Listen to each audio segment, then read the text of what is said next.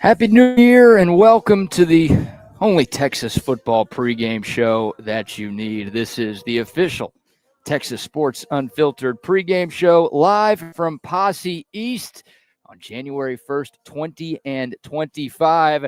We are 2.5 hours away from kickoff between the Texas Longhorns and the Arizona State Sun Devils at the College Football Playoff quarterfinal at the Chick-fil-A Peach Bowl. That apparently is what this game is called. So that's what we're calling it.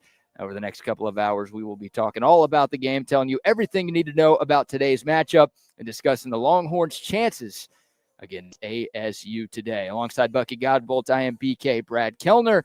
We hope you come join us. I'm not even sure if Posse East is open. I don't know if any bar in America is open at 9:33 on January 1st. Wow. But we are up and we are at 'em because it is another playoff game day for the Texas Longhorns. Buck, Happy New Year. Happy New Year to you, BK. It's a beautiful, bright, sunny morning, and a little windy. It's all right. It's in the 40s. It's not freezing cold out like it was about an hour and a half ago, and it is. It's game day. Hey, we got to suck it up. Got to get ready for this is a big game.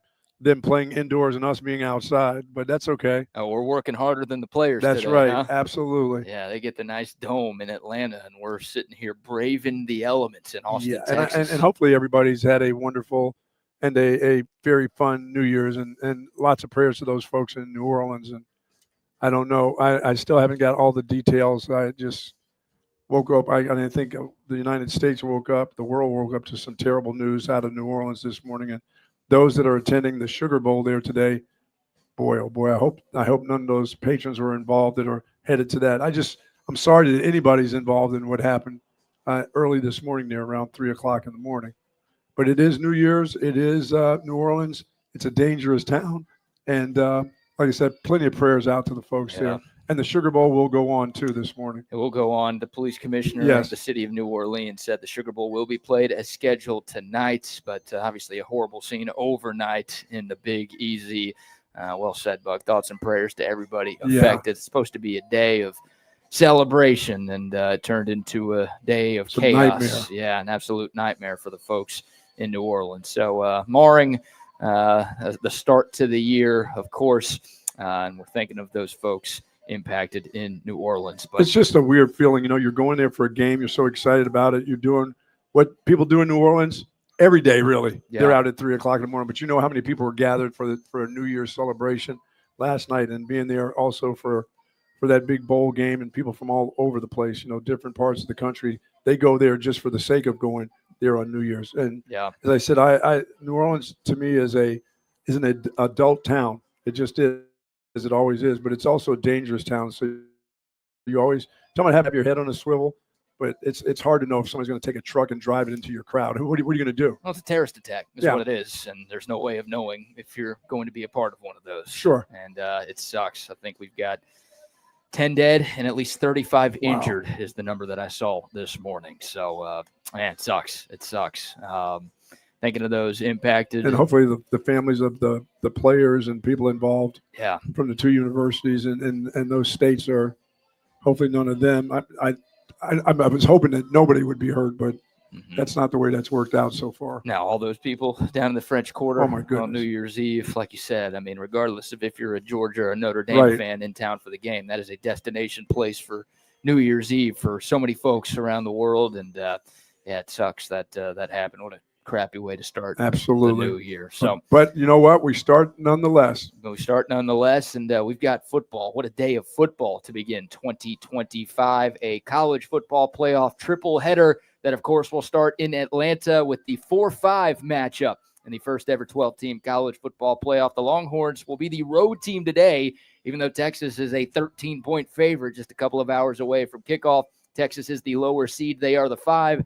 Arizona State, by winning the Big 12 championship and getting that first round bye, they are the 4 seed, even though they are well below Texas in the actual college football playoff rankings. But I think everybody knows how this system works. And then, of course, after Texas, Arizona State, we'll get the Rose Bowl between Oregon and Ohio State. That's a game that if Texas wins, I think every Longhorn fan will be locked in on because, of course, the winner of the Peach Bowl and the winner of the Rose Bowl will meet at the Cotton Bowl in Dallas next Friday. And then tonight, yes, we will get Georgia and Notre Dame. The winner of that matchup will take on Penn State, who won the first of 4 college football playoff quarterfinal games, 31-14, their final score over Boise State last night. Congrats on that 50,000 units to you. Thank you. On that one, my friend. So we'll talk about all those games. Buck, I want to get your thoughts on the other 2 matchups today and also your thoughts on the game last night that Penn State won, but Texas and Arizona State. Only the second ever matchup between these 2 schools. Both of them have occurred in the postseason. They met back in the Holiday Bowl in 2007. Texas won that game 52-34 in San Diego. You know what that translates to, Buck? It's in California. I know it's in California. Yeah, thank you very much. It doesn't much. even have LA on it. I mean, I know it's in California. Thank you, UCLA coach. Thank you. We appreciate that. No, I believe San Diego means whale's vagina. I think that's what it translates to. That's what. Very nice for the New Year's. Yeah. That's something new for me. I've learned already. New Year's Day, I've learned about a whale's vagina. This is awesome. That's a Ron Burgundy special. Thank you very much. Yeah, thanks for that one, Ron. But Texas won that game 52-34. Jamal Charles, 161 yards, 2 touchdowns. Colt McCoy was the quarterback for Texas in that game. And there aren't a lot of comparisons. I don't know if there are any comparisons you could make between those teams and this year's team.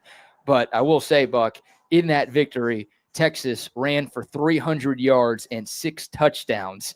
They also forced 5 turnovers in that win over ASU. If they can do either of those things today, I think they'll be sitting pretty. Yeah, I there's one that they ought to be trying to do it for sure. Is I don't know if they can force 5 turnovers, but they when it comes to the running attack, 300 yards is within reach. I believe. I believe this is a really good defense in Arizona State, but it's not a defense with a lot of depth, and especially on that defensive front.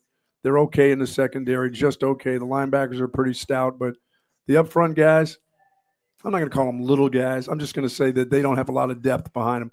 When I see guys that when they have a thin defensive line, I always just think of them as there's not a lot of depth behind that, and they're okay as it is. But they depend on their offense to keep the ball away from you. You don't get many possessions against this defense because offensively they tend to keep the ball, and with their running game, you don't get it back. I mean, they can have long sustained drives with the way they run the ball with Scabo and their quarterback, and they do some nice things offensively to really help out this defense. And they'll have to do that today. Yeah, Arizona State's a hell of a story. I mean, yes, it is. The fact that they're here is pretty remarkable. And, of course, they don't want their run to come to an end today. But this is a team that finished 3-9 in each of the last 2 seasons. They were picked to finish last in the Big 12. You'll probably hear that during the TV broadcast. A few times today. That'll be like the Colt McCoy and Jordan Shipley are roommates. That every announcer went with. But it really is impressive to be picked to finish last in your conference and win the conference. Arizona State's been one of the hottest teams in college football. They've won 6 straight games coming in. 3 of those wins came against ranked teams. They beat Kansas State on the road in this stretch. They beat BYU. And, of course, in the Big 12 title game, they crushed Iowa State 45-19. That game wasn't even close. Kenny Dillingham in year 2 has done a tremendous job. I mean, Arizona State, not only were they awful the year before he got there, they were under investigation by the NCAA Thank you, Herm. for recruiting infractions, thanks to Herm Edwards. Buck, I found this amazing. Arizona State hadn't been visited by a 4-star recruit in nearly 2 years. Like, Herm Edwards had run that program into the ground. There's only 5 scholarship players left from the 2022 team. That's 2 years ago. Yeah, and they have gone through the transfer portal, and they've had guys come in from all over the country. Yeah, and they formed a pretty good, solid squad in 2 years. They've done a fantastic job. Their head coach and the staff there, and the university itself has done a pretty good job of getting its football, because their football program was close to kind of being a dying program. You know, they would have always had enough money. They would have been able to fill the team, but it wasn't looking like that was going to be very good at all. They were going to be cellar dwellers no matter what division and what league they went to. Yeah, and there are plenty of transfer portal success stories out there with players, with coaches. Obviously, everyone's paid attention to what But they needed a whole caboodle of those. Yeah, they got 46 new scholarship players this That'd be year. A lot, yeah. This year alone, that's the 3rd most in the country. 8 of their 22 starters were somewhere else last year. Not like 2 or 3 years ago and they transferred and developed at Arizona State. No, like almost a half of their starting lineup was playing football elsewhere in 2023. So it's pretty remarkable what Kenny Dillingham has done. And look, plenty of coaches try to build through the transfer portal. Not every coach has success. Evaluating and developing talent is important. Yeah. Arizona State has done that. You get the opportunity to make your team better through the transfer portal, but it doesn't necessarily translate to getting it done that quickly. Right. I would think for the average coach, not great coaches, and this guy's starting to get towards that upper echelon for what he's done with the program this quickly. It would take you 2 to 3 years to really get your program settled in. And I'm talking about where you win 6 or 7 games. You're not the cellar dwellers, but this group was supposed to be down at the very bottom. And in a matter of really, as you said, a year, not 2 years, but in a matter of a year, has turned this thing around to be Big 12 champions. Yeah, I don't want to turn this into a overpraising of Arizona State, but just think of Steve Sarkisian, right? Like Sark year 1, 5-7, year 2, 8-5. It kind of took till that third year for Texas to really put it all together and make it to the college which football makes playoff. sense, actually. Yeah, that's normal. I think we all understood that it took a little time for Sark to get Texas to this spot.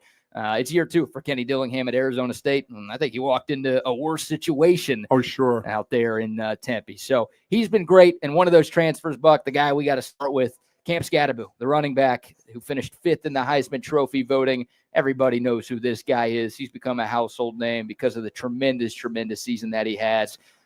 Sacramento State transfer, came from the FCS, and nobody wanted him out of high school. Nobody really wanted him out of Sacramento State. Arizona State was the only big program that showed interest to Cam Scabo after he hit the portal. He's become one of the best players in all of college football. How about the first power conference player to have 1,500 rushing yards and 500 receiving yards in a single season since Christian McCaffrey in 2014. I'm trying to figure out, how do you miss that? I mean, there are pretty good coaches out there. There are guys who, whether they're the head coach, position, running back coaches out there.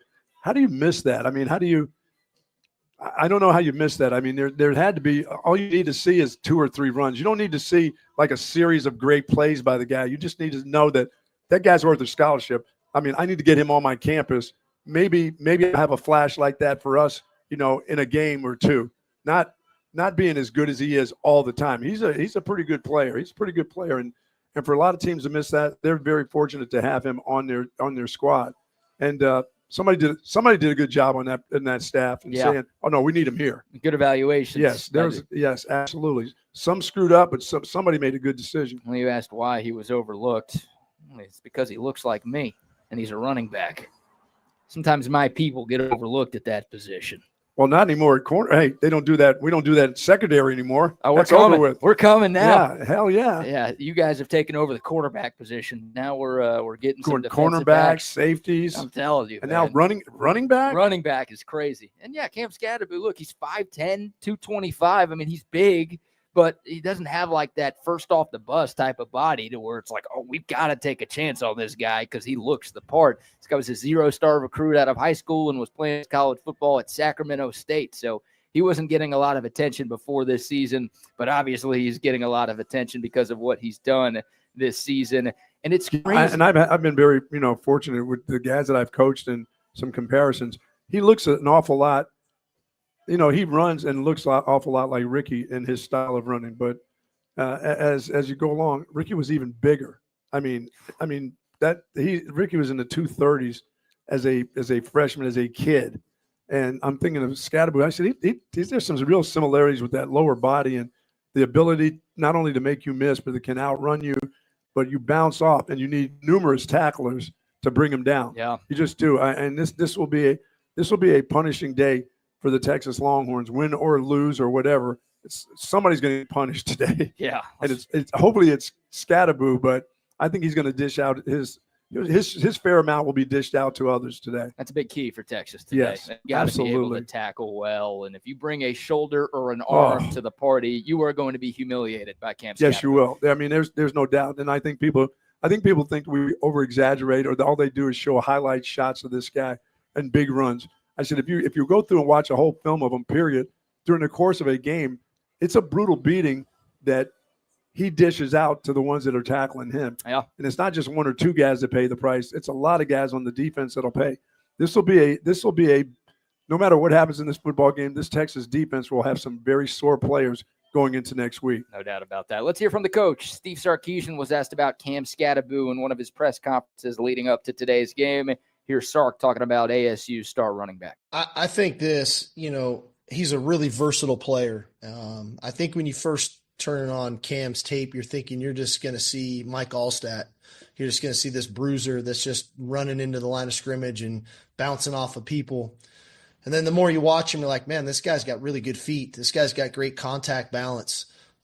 This guy, right when you think he's getting ready to run somebody over, he makes a miss. He uses a stiff arm. He's really good in the open field. He can run away from you.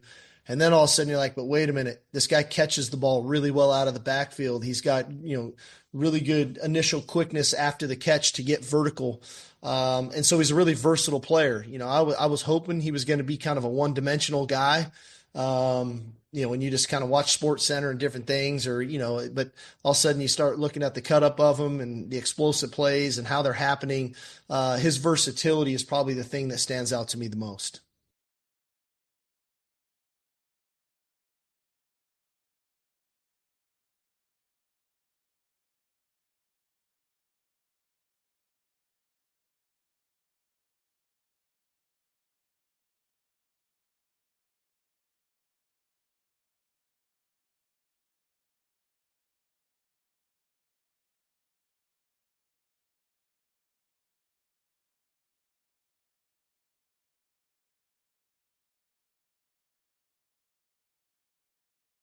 He does a lot of that.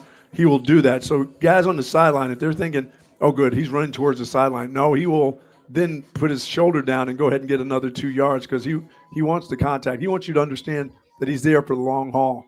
And as I said, he does, I look at Ricky and I look at a guy like Joe Mixon. Joe Mixon likes contact. This dude likes this. He's the same kind of guy.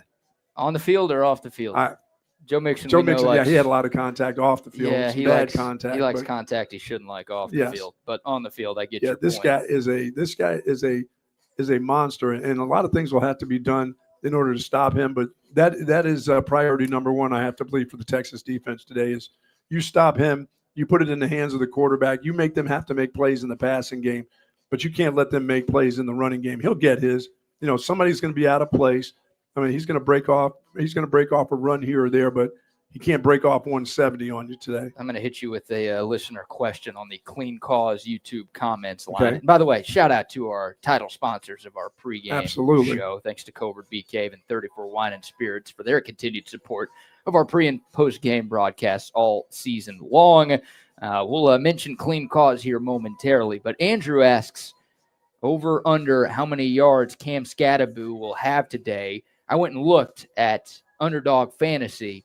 They've got the over-under for Cam Scabo at 100.5 rushing yards. So basically the century mark. So I'll ask you, Buck, do you believe that Texas can keep Cam Scabo under 100 today? You and I talked yesterday about 75 sounds okay. I don't think so. I think he gets 105 to 110. Okay. Anything over that it all depends. I mean, it all depends. I mean, but I just don't think if you give him 150, 170, you're in for a field goal to win it kind of game, because that means their possession time of possession is headed towards their way, and I don't think you want that today.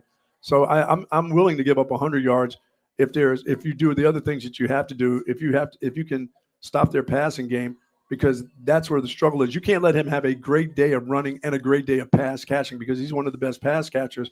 He's the second leading receiver on that football team. He can't be the leading receiver on that football team and the leading rusher today in order to win the game. You have one or the other you have to stop. We watched Penn State last night. Penn State, Ashton Jeanty, they gave up 104 yards to him.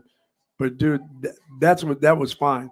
And they put it in the hands of the quarterback. Now, their quarterback just missed a couple throws or whatever, or they would have really truly been in the game. But I'd rather have that chance than to have this guy bust off for 215, 220, because that's a long day for everybody if he does that. That means he's still around in the fourth quarter. Hey, Cam Scabo can go for 104 today if it's going to take him 30 carries. Sure. It took Ashton Jeanty 30 carries to just get over the century mark, which means he wasn't. And what a fabulous job they did last night of just saying, you know what, we're all going to the ball. We'll make the quarterback.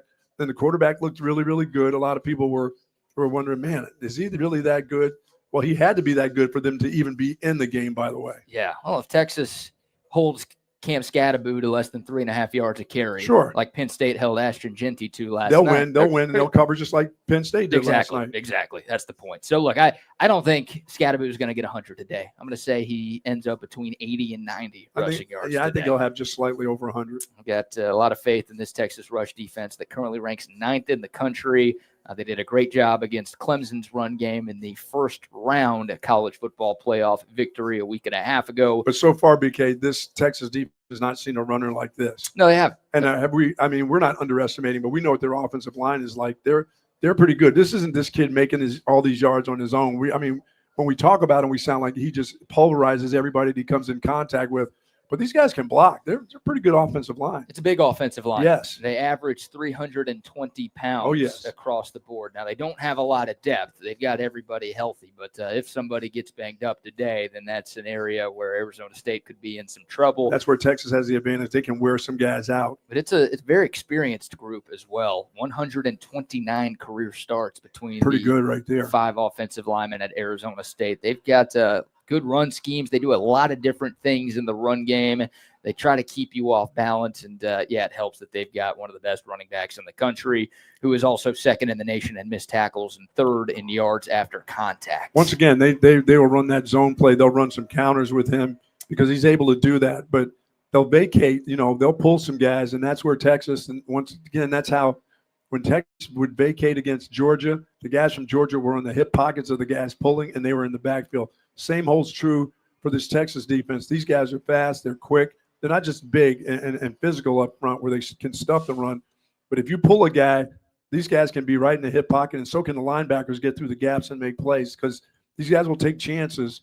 And I think it's chancy when you start pulling guys against teams like Georgia, like Texas, and saying, you know what, we can block back. Well, if you don't block back well enough and the guy's already in the guy's hip pocket, that's exactly what you want to do against a guy like Scadaboo. You just want to get him so that he has to make a maneuver in the backfield before he gets to the line of scrimmage. That's perfectly said, Coach, and that's why I feel good about the Texas run defense because you're right, Cam Scadaboo is unlike any tailback this team has seen this season, but nobody has been able to run outside against Texas. Oh, the defensive ends have done such a fantastic job of really of forcing everything inside, and the linebackers fill so well. You've got guys that get through those gaps in a hurry. Like I said, there would be – for Anthony Hill today, there's going to be a lot of contact between he and Scadaboo, because I think you'll see Hill inside an awful lot today because they want to protect that inside.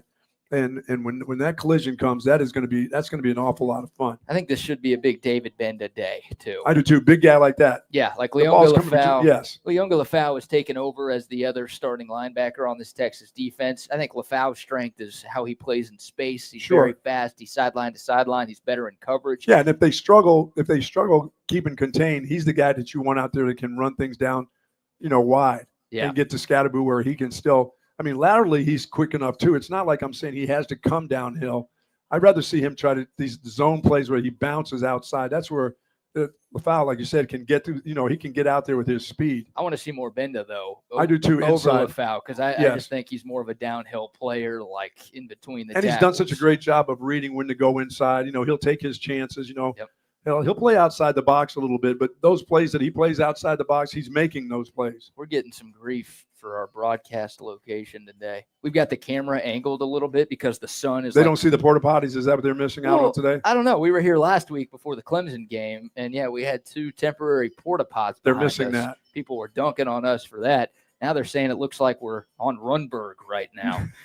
Which, sort of. Yeah, and someone else says, John says, looks like they put us in the garage. Now, we're in the best spot we could be because the sun is it's behind us, touching our backs. It's not cold where we are right now. No. Which is great. We're at Posse East, by the way. Come out and see us. They've got the TVs on already. Got a little George Michael going on, too. We got some music. I know you heard Michael Jackson just before. You're hearing a little bit of everything. We got music for you. A little Karma Chameleon. There you go. Today. I wasn't ready for that. There you go, Boy George. Little Boy George, yeah. There you go. So come to Posse East if you want an early morning beer, you want some food, if you're looking for a place to watch the game today and you're not in the ATL, come hang here at Posse Yeah, because we know East. you're not getting up at 9:30 this morning. I'm surprised how many people are tuned in right now, honestly. I figured there'd be like 10 to 15 people. They're up. People are up, huh? Watching and listening to Big this game. broadcast. These are gamers. Yeah, it's college football playoff, man. Like, that's enough to get you out of bed. I didn't go out last night because I knew we'd be up early. I knew we had a college football playoff game to cover and watch, and I just took it easy. This is a Wednesday morning for me. My neighborhood and area thought it was the 4th of July, so when it got dark, it was time to start the fireworks. I'm like, no, the fireworks start at midnight. It's the new year, and at midnight. They started the minute it got dark, BK. It was like shotguns and everything going off where I was. Yeah, I had some of that too. Yeah, the kids were around the neighborhood. In the apartment complex. At 1 o'clock in the morning, go to bed, kids. I'm telling you, I was surprised by that. Like, back when I was a kid, back in my day. Back in the day. It was tough. I had to walk uphill both ways in the snow to Absolutely. get to class. And you were definitely at home by midnight. Yeah, I was home by midnight, and parents would maybe let me stay up to watch the ball drop, and then it was like, okay, you saw it, go to bed. Yeah. You got kids running around at 1:32 in the morning Outside, last night. Yeah, of the course. Apartment complex parking lot doing who knows what. You know what? It's good enough that we can trust that those areas where the kids can go out. That's good. That's it. Everybody, as long as they're safe and not throwing any of those fireworks into my area. But it was loud.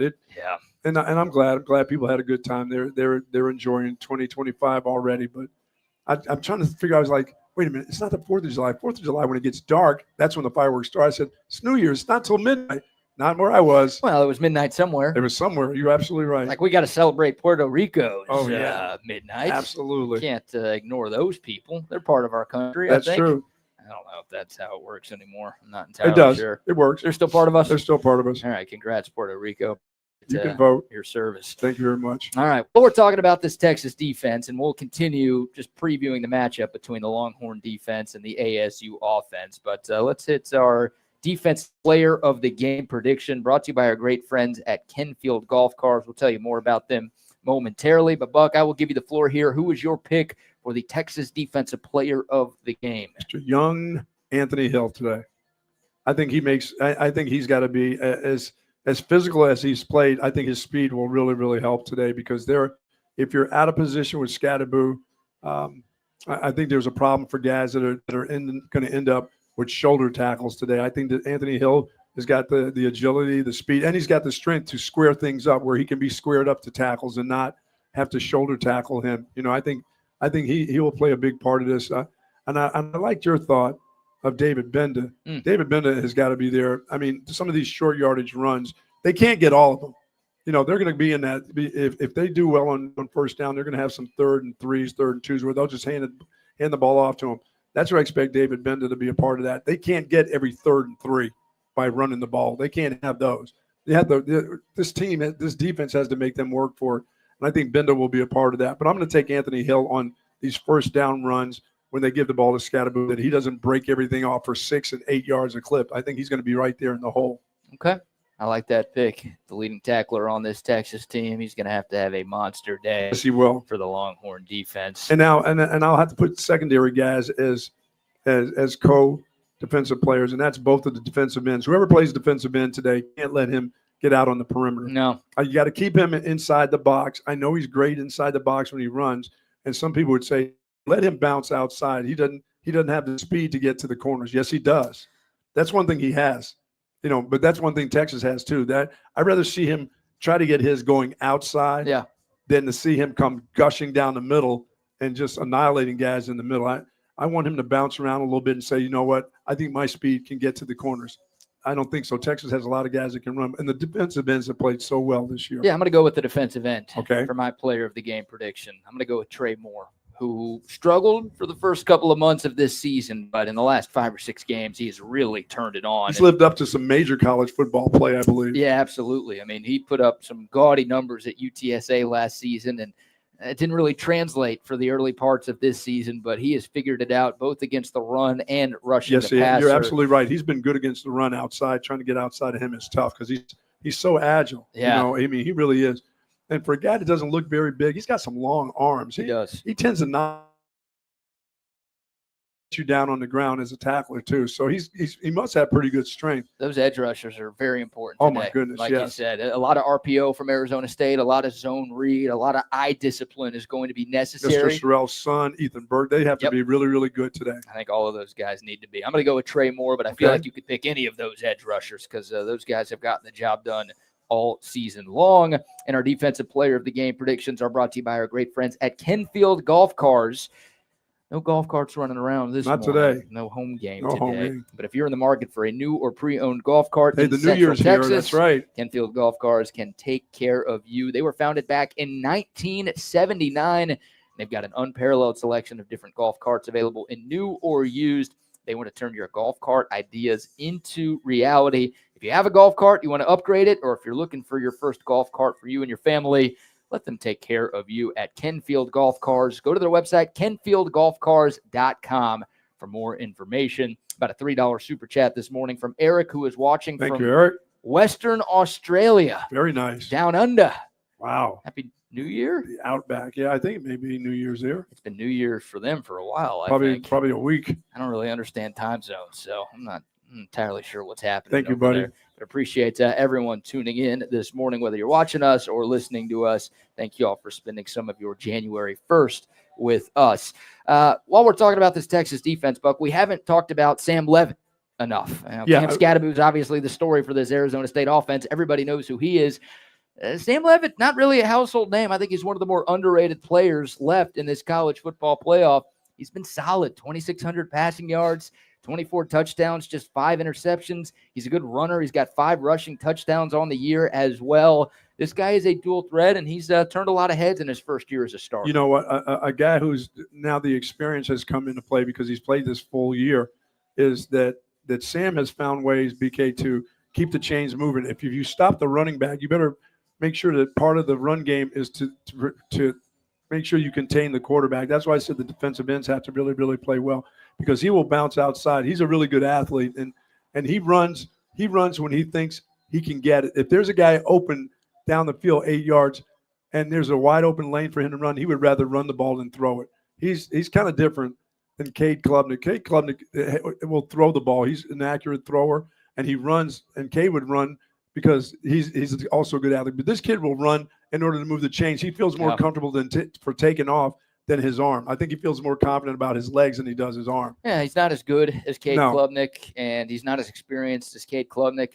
But he's shown a lot of experience late in the season. Yes, yeah, and he's looked very mature. I mean, we're talking about a redshirt freshman who is a first-year starter in college football. He transferred in from Michigan State, didn't really play for them at all last season, came in, won the job over a former 5-star out of high school, and has taken it and ran with it.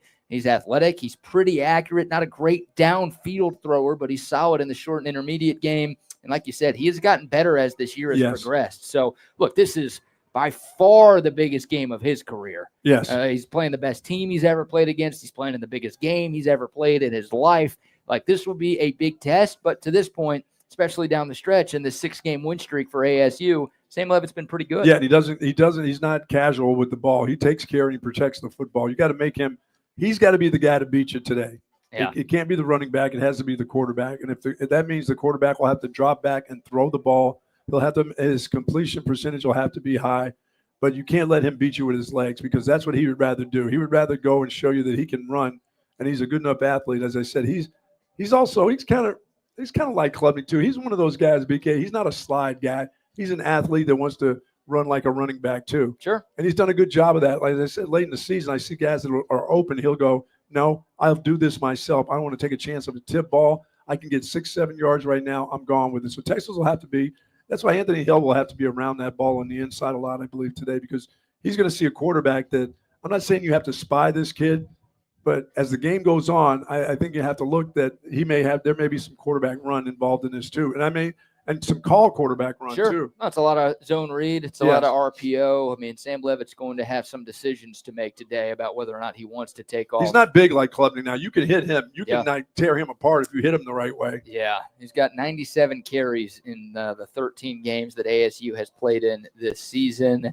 And look, Texas has done pretty well against dual threat quarterbacks. Now, Cade Klubnik had a great day passing the football last week, but it's not like he got loose with his legs very often. No. You go back to Van Buren at Mississippi State. You go to Hawkins with Oklahoma. You go to Marcel Reed in that A&M game to end the year. Texas has done a good job containing dual threat quarterbacks. They're obviously going to have to do that again today. Yeah, and they're also, I think that they've had their game in the secondary. Last week was a game that we haven't seen them play in the secondary. They picked on one guy in particular, but they all were pointing around that, this guy's your guy. Is that my guy? Is that your guy? It was the first time in 13 games that we've seen him do it in an entire. I mean, we saw that last year a lot. We hadn't seen that at all this season until I thought last week, where there was a lot of guys trying to figure out, was that my man or was that your man? And that bothers us because we've seen it before. We don't want UTSD. We don't want to see it again. We definitely don't want to see it today.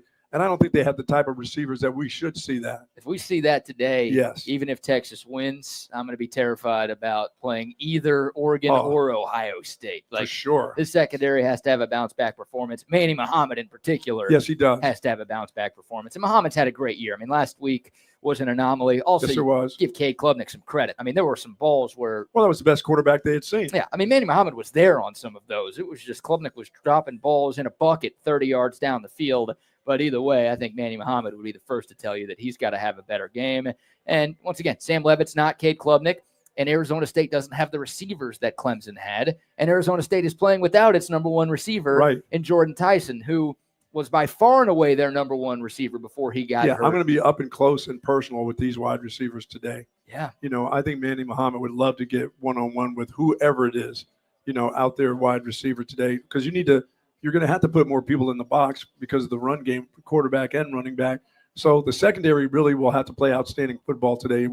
I think we'll keep an eye on how the secondary plays early. And if this young quarterback is Levitt, if he's going to throw the ball early downs, they're going to lean on the running back. That's what they do. Of course. There's no reason why they shouldn't. But Jordan Tyson, their number one receiver who is out, and here's why they might lean on the running back a little bit more. 75 catches, 1,100 yards, and 10 touchdowns. The second leading receiver on Arizona State had 37 catches. That's not even half of what Jordan Tyson had. Second leading receiver had 506 yards. That's not even half of what Jordan Tyson had. The second leading touchdown getter on the outside had 5 receiving touchdowns. Yes. That is half of what Jordan Tyson had. So, look, Arizona State did win the Big 12 title without Jordan Tyson. He got hurt in their final regular season game. And they won it comfortably. And they won it comfortably. And the offense put up 45 points. Now, Cam Scabo was the biggest reason why, but still, Sam Levitt threw for 3 touchdowns, threw for more than 200 yards, did more than enough to win that game through the air. So the good news for Texas, you don't have to worry about an elite wide receiver at the college level, but you still have to worry about some other talented players. You've got to worry about any wide receiver after last week, after the freshman for Clemson got loose. And those guys were good players. They weren't great players, but they seemed to find ways that Cade Klubnik, on a lot of really good throws to them with a couple of drops, did a pretty good job. So I'm pretty sure they worked on that. That secondary has worked on it. They were embarrassed. That was embarrassing for them. And they hadn't been embarrassed in quite a while, it seems like for a whole season. Yeah. Shout out to our guy Noe for the $50 super chat. Thank you, Noe. Noe. A nice little New Year's gift. Thank you very much for supporting. As always, Noe, Happy New Year to you and your family, and Happy New Year to everybody tuned in today. Some of those other receivers, Melquan Stovall, he had 4 catches for 91 yards in the Big 12 title game. Xavier Guillory had 2 touchdown catches in that game. So those are the guys that you're going to hear about on the outside. And then Cam Scabo, right? Yes. He's the second leading receiver for ASU, which means he's going to be the leading receiver because their number one guy is out. So you've got to not only respect the run game with him, you got to respect what Cam Scabo can do in the passing game as well. Yeah, I got to find a way to get Michael Tapp on him as a cover guy against Scabo coming out of the backfield. I like that. I'd rather have my linebackers check out the run, but I'd rather have my safety, because I don't think one-on-one, I don't think you'd have to play so much too deep. I think you can have single safety back there, and you feel good enough about your cornerbacks that they can, run with the guys that they have right now. But I need somebody to be on Scabo who can get it done, and I think Michael Tapp would be that guy. Yeah, Cam Scabo's got a little Jaden Blue to him. Yes, he does. He's not as fast, but he runs routes. It's not like all of his receiving yards this year have come they're from, not swing screens. Yeah, dump offs and screens. This guy's very good at option routes. Like filters say, hey, you're going to put a linebacker or a safety in the Big 12 one-on-one against me in space. Okay, I'm going to make you miss. I'm going to get the ball, and then I'm taking it to the house. Like, This guy is a good route runner. Yes, he is. He is the total package, and that is by far and away the number one test for this Texas defense. Well, today. and this offensive line for Arizona State better be ready, because if he's back there dropping back to run a bunch of option routes, you better get rid of the ball in a hurry, because these guys will come at you. You get Simmons on the outside in some of these down and distance situations where, you're 3rd and 8, and, okay, I'm going to use Scabo, go ahead some option routes. Well, you better drop back, dump it, or you better just shotgun and be able to get the ball to him in a hurry. Yeah. Or there's going to be some sacks. Then that's the thing where Arizona State, this is where they haven't seen a defense like this, is when it comes time that, okay, I think we can protect for the pass. Well, you can do what you can do for the run, but I don't think you've seen a defense like this when it comes to passing the ball. They haven't seen a defense like this when it comes to anything. No. Right? And that's why I'm pretty confident in Texas today. And we'll save our game score predictions for the very end of our show right before 11:30. But I think over the course of 60 minutes, Texas is just going to out-athlete Arizona State. I was thinking about it last night, Buck. I wondered how many of the 22 starters on Arizona State would start at Texas. And I came up with one, and that's Cam Scabo. Now, I would have said Jordan Tyson, the wide receiver. Yeah, I if was he thinking was healthy, too. Yeah. But they've got a couple of good defensive players. One of ASU's best defensive players, and we'll shift to the Texas offense versus the ASU defense here in a second.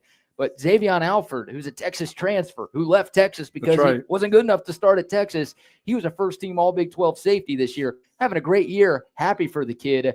But, that's the point here. The talent level between these two teams, I think, is pretty damn high.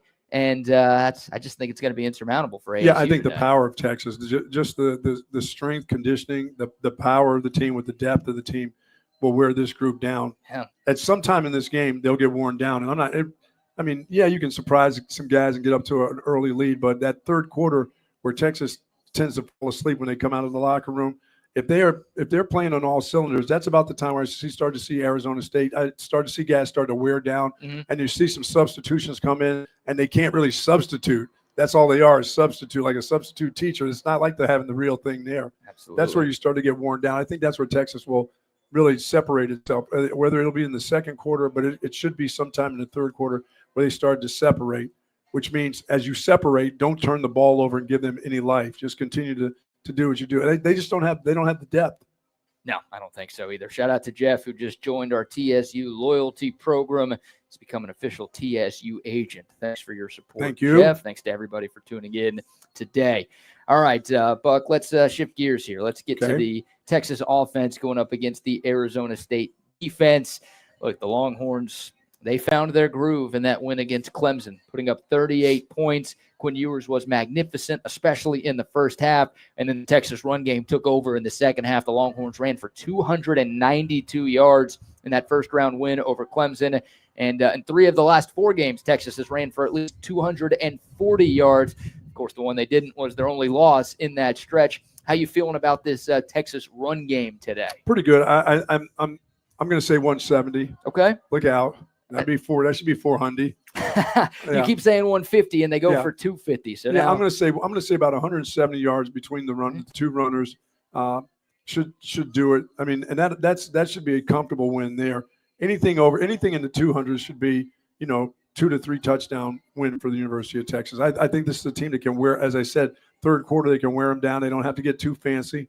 They can wear them down. And when I say wear them down, that means they started to get tired of arm reaching for tackles, and that's when Jaden Blue and those guys just start running right through these arm tackles and making big plays there. I think there's going to be some explosive plays in the run game. I think Scabo is probably going to have 2 of those, but I would expect Texas to have at least 4 of those in the run game, where they just indoors. There's nothing. No, weather's not a factor. I think on the turf inside, it's a group that's played in this building before. They understand what the turf is like there. They understand all that. They should be very comfortable in Atlanta today. So I think the run game, I think you have to outrush them. I think they'll easily outrush Arizona State. That's good news if you're a Texas fan, because the Longhorns are 35-3 under Steve Sarkisian when outrushing their opponents. So history is on Texas's side. If they are able to win the running battle today, they should find a win. Here's Steve Sarkisian, Buck. He was asked yesterday about how the offense kind of figured it out against Clemson, because they beat A&M, but they only scored 17 points in that game. scored 20 against Arkansas. They had some lulls against Kentucky, and obviously the Georgia game was not very good offensively. Sark was asked about how the offense kind of got things going, and he talked a lot about the run game. Probably for about the last month and a half now, one of the things we needed to address was the running game. And I really felt like we addressed it well, and we've been moving the ball pretty efficiently. The SEC championship game was, in my opinion, a little bit of an anomaly where we got away from it, and it just didn't come to fruition the way we would have liked. But if you look at the last month and a half of the season, I think our balance is where it needs to be. Ultimately for us, it's about finishing drives. And when we get into the red area of putting the ball in the end zone, it's one thing to have a bunch of yards and explosive plays, but you need points to win. And so that's going to be the challenge in this game no differently. I think we'll find some balance there.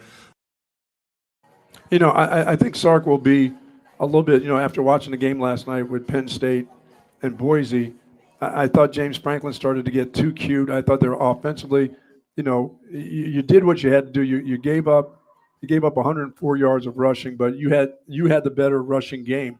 But there were some things that you tried to trick them on. There were a lot of 3rd and 2s that I thought you could have just turned around and handed the ball off. Yeah. And they were, they had a lot of motion stuff where guys were reverse motion. The quarterback was turning his back. I'm like, dude, just turn around and hand it off to number 10 or the other dude and don't worry about it. You don't need to be balanced. You just need to put up yards and put up points. So. Just give me another first down. Give me 4 more plays. I'll find a way within the 3 or 4 plays and maybe break something or be fancy. But I thought Penn State got over fancy last night. I think that offensive staff was just trying to show them how unbelievable innovative they are now in offense. And they didn't have to be last night. If you stop the rushing game for a team that's got a great running back and your guys as a group are better, and you have a better offensive line, why are you getting fancy? There's no reason to get fancy. I think the same thing holds true today. As good as Scabo is and the quarterback running the ball, Texas has better runners and they have a better rush offense when they get going. Once they get cranking, there's no reason to get fancy. You know what I'm saying? That you want to run a fly sweep every once in a while, okay, if you're trying to get the perimeter, but you got good enough running backs to get on the perimeter as it is. And fancy isn't about the playoffs now. Give me one trick play a game. I don't need 6 of them. And Penn State got into like 4 or 5 or 6, and that's what they've been doing this year. Now, they've been pretty successful because the damn tight end can play like multiple positions. Yeah. And he's just that good. But there's no reason to. I think right now when you're in a group running the football, you turn around and run your base run. And that's because, guess what? They know it's coming, but they can't stop it. Like, hey, I'm coming over here. Here's where the run is coming right behind me. Yeah. I'll let all you guys over there know. Coming right here. Can you stop it? You can all join us right here. Yeah, Kelvin Banks can go Babe Ruth and call his shot. Like, we're going right here. Yeah. See if you could stop it. Yeah, that's what I want. That's what I see from Texas now. I saw that in that Clemson game where, dude, they're coming over here, but what are you going to do about it? Nothing. And look, being balanced is cool. It is. It's cooler running for 292 yards and 4 touchdowns. Like Texas ran it 48 times in the win against Clemson. They threw it 24 times. So, yeah, look, you want to be good throwing the ball. You want to be good running the ball. But if the run game is working, that is the identity of the Steve Sarkisian offense going back years. Everyone thinks of all of these highlight reel deep passes that his offenses at Alabama had, but his identity as a play caller is run first. Yeah, my deal for him today is if I need any trickeration, I need it in the scoring zone where a guy is wide open. And you've done some reverse, and the wide receiver throws to a wide open guy sitting in the end zone. Just, hey, throw me the ball. Don't overthrow it. Just hit me right in the breadbasket. Yep. I fall down, and we score a touchdown. I don't need 4 fancy plays today. I just need them to do the things that they did against Clemson and just do them well. Yeah, if you can run the ball, keep running the ball. And look, Arizona State's run defense is better than Clemson's on paper. Arizona State's rush defense ranks 22nd in the college football, giving up just over 118 yards per game. So they've been pretty stout against the run, but they haven't seen an offensive line like Texas is, and I don't know if they've seen the runners outside of practice that Texas has as well. We mentioned it, like Texas's offensive line, not only is it good, it's big. Arizona State's defensive line, their top 5 snap getters on the defensive front are all less than 300 pounds. Dude, that is like cookie dough. Roll them up and throw them in the oven. Ooh, I like that. Yeah, just put them in the oven. No squatty bodies. Now they're cookie doughs. They're like little cookie dough guys. Pillsbury Doughboys out there. And then if you bring in another guy, he's the same. He's 6'2", he's 278 or 280. Just say it. And square shoulder guys. Fat. The squatty bodies. Do I have to say squatty bodies? I don't. They're fat. not fat. No, they're not fat at 6'2", 280 something. They're fat if they're 6'2", 390. Maybe they're not fat enough. Yeah. And that's what they need against this Texas offensive line. They needed some, and they don't have the depth. They can't roll in another guy that's as big or bigger than the guy that they have starting. So as time goes on, that's why I said you start to wear them down. There's no reason to get fancy. It's win and move on to the next phase, because the next phase is going to be rough.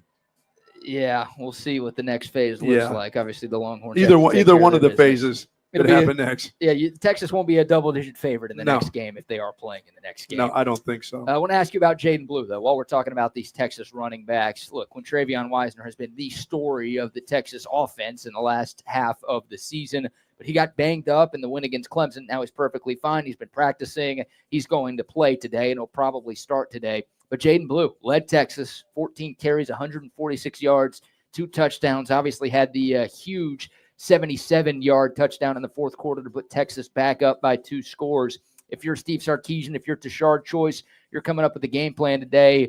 What's your split between Trey Weisner and Jaden Blue? Well, Trey Weisner will get the most carries in this game.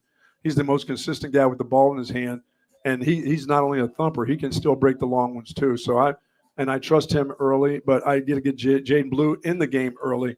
You know, as I said last week, if I don't trust him early, I'm damn not going to give him the ball in the third and fourth quarter when it gets to be crunch time. And last week they gave it to him early. He was successful early. They felt very confident in him late, and the speed and his speed was just too much for Clemson. Yeah, you know, it's hard to believe that you can say against a Clemson team, period. I don't care what they're ranked in the ACC as a defense, dude. Speed wise, they weren't close to what Texas was. Texas is just faster than they were. And I would think the same thing today. Texas is faster, you know, straight out faster than Arizona State. And Jaden Blue can really, really make a difference. So get him involved early so that you trust in him late. Because like I said, if he puts it on the ground early, I'm not giving him the ball to put it on late if I'm trying to protect a lead or trying to win a football game. And Trey Weisner is that guy who's been consistent throughout. If he's not banged up and he's healthy, I'd give him 20-some carries today. And I'd throw Jaden Blue in there, and if I have to give him 15 carries, that's fine. If I'm running the ball 40 times today, I think that's good for Texas. But, you know, I'm going to, as we get ready for our offensive player, I'm going to pick Quentin Ewers. You know, as I said, 80% of this year, he should have been the offensive player that I chose. But in a game like this, it's all about his leadership today. It's his leadership, protecting the football. I don't need a number of how many he's got to throw. I need a number of how many he can't throw to the other guy, right? Or how he has to protect the ball and how he has to lead his football team. And that's with the little things. That's with the little things, you know, 3rd and 4, 3rd and 5, and there it is that you can run for it. You can leave the pocket and go get it. Go get it today. Just do those things and lead.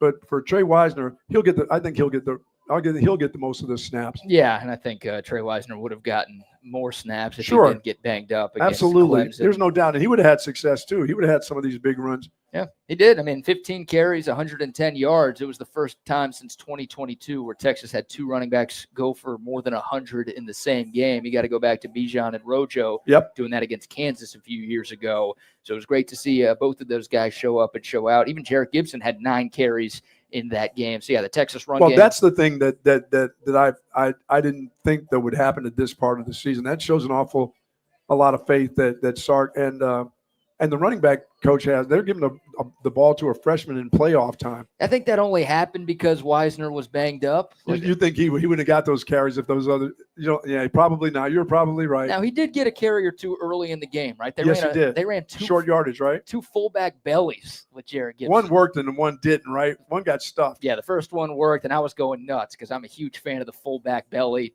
They tried it again a little bit later. And you're going, why would you run? Is that the only thing you're going to run him in? It's fullback belly. When he's in, they know he's going to get the ball. Don't make me look like an idiot, all right? When I'm cheering about the first fullback belly. Thing, dude. I was doing the same thing. I said, okay, he's in the game. They're not really going to run him on this same play, thinking that the team on the other side, not knowing that this young freshman's in the game.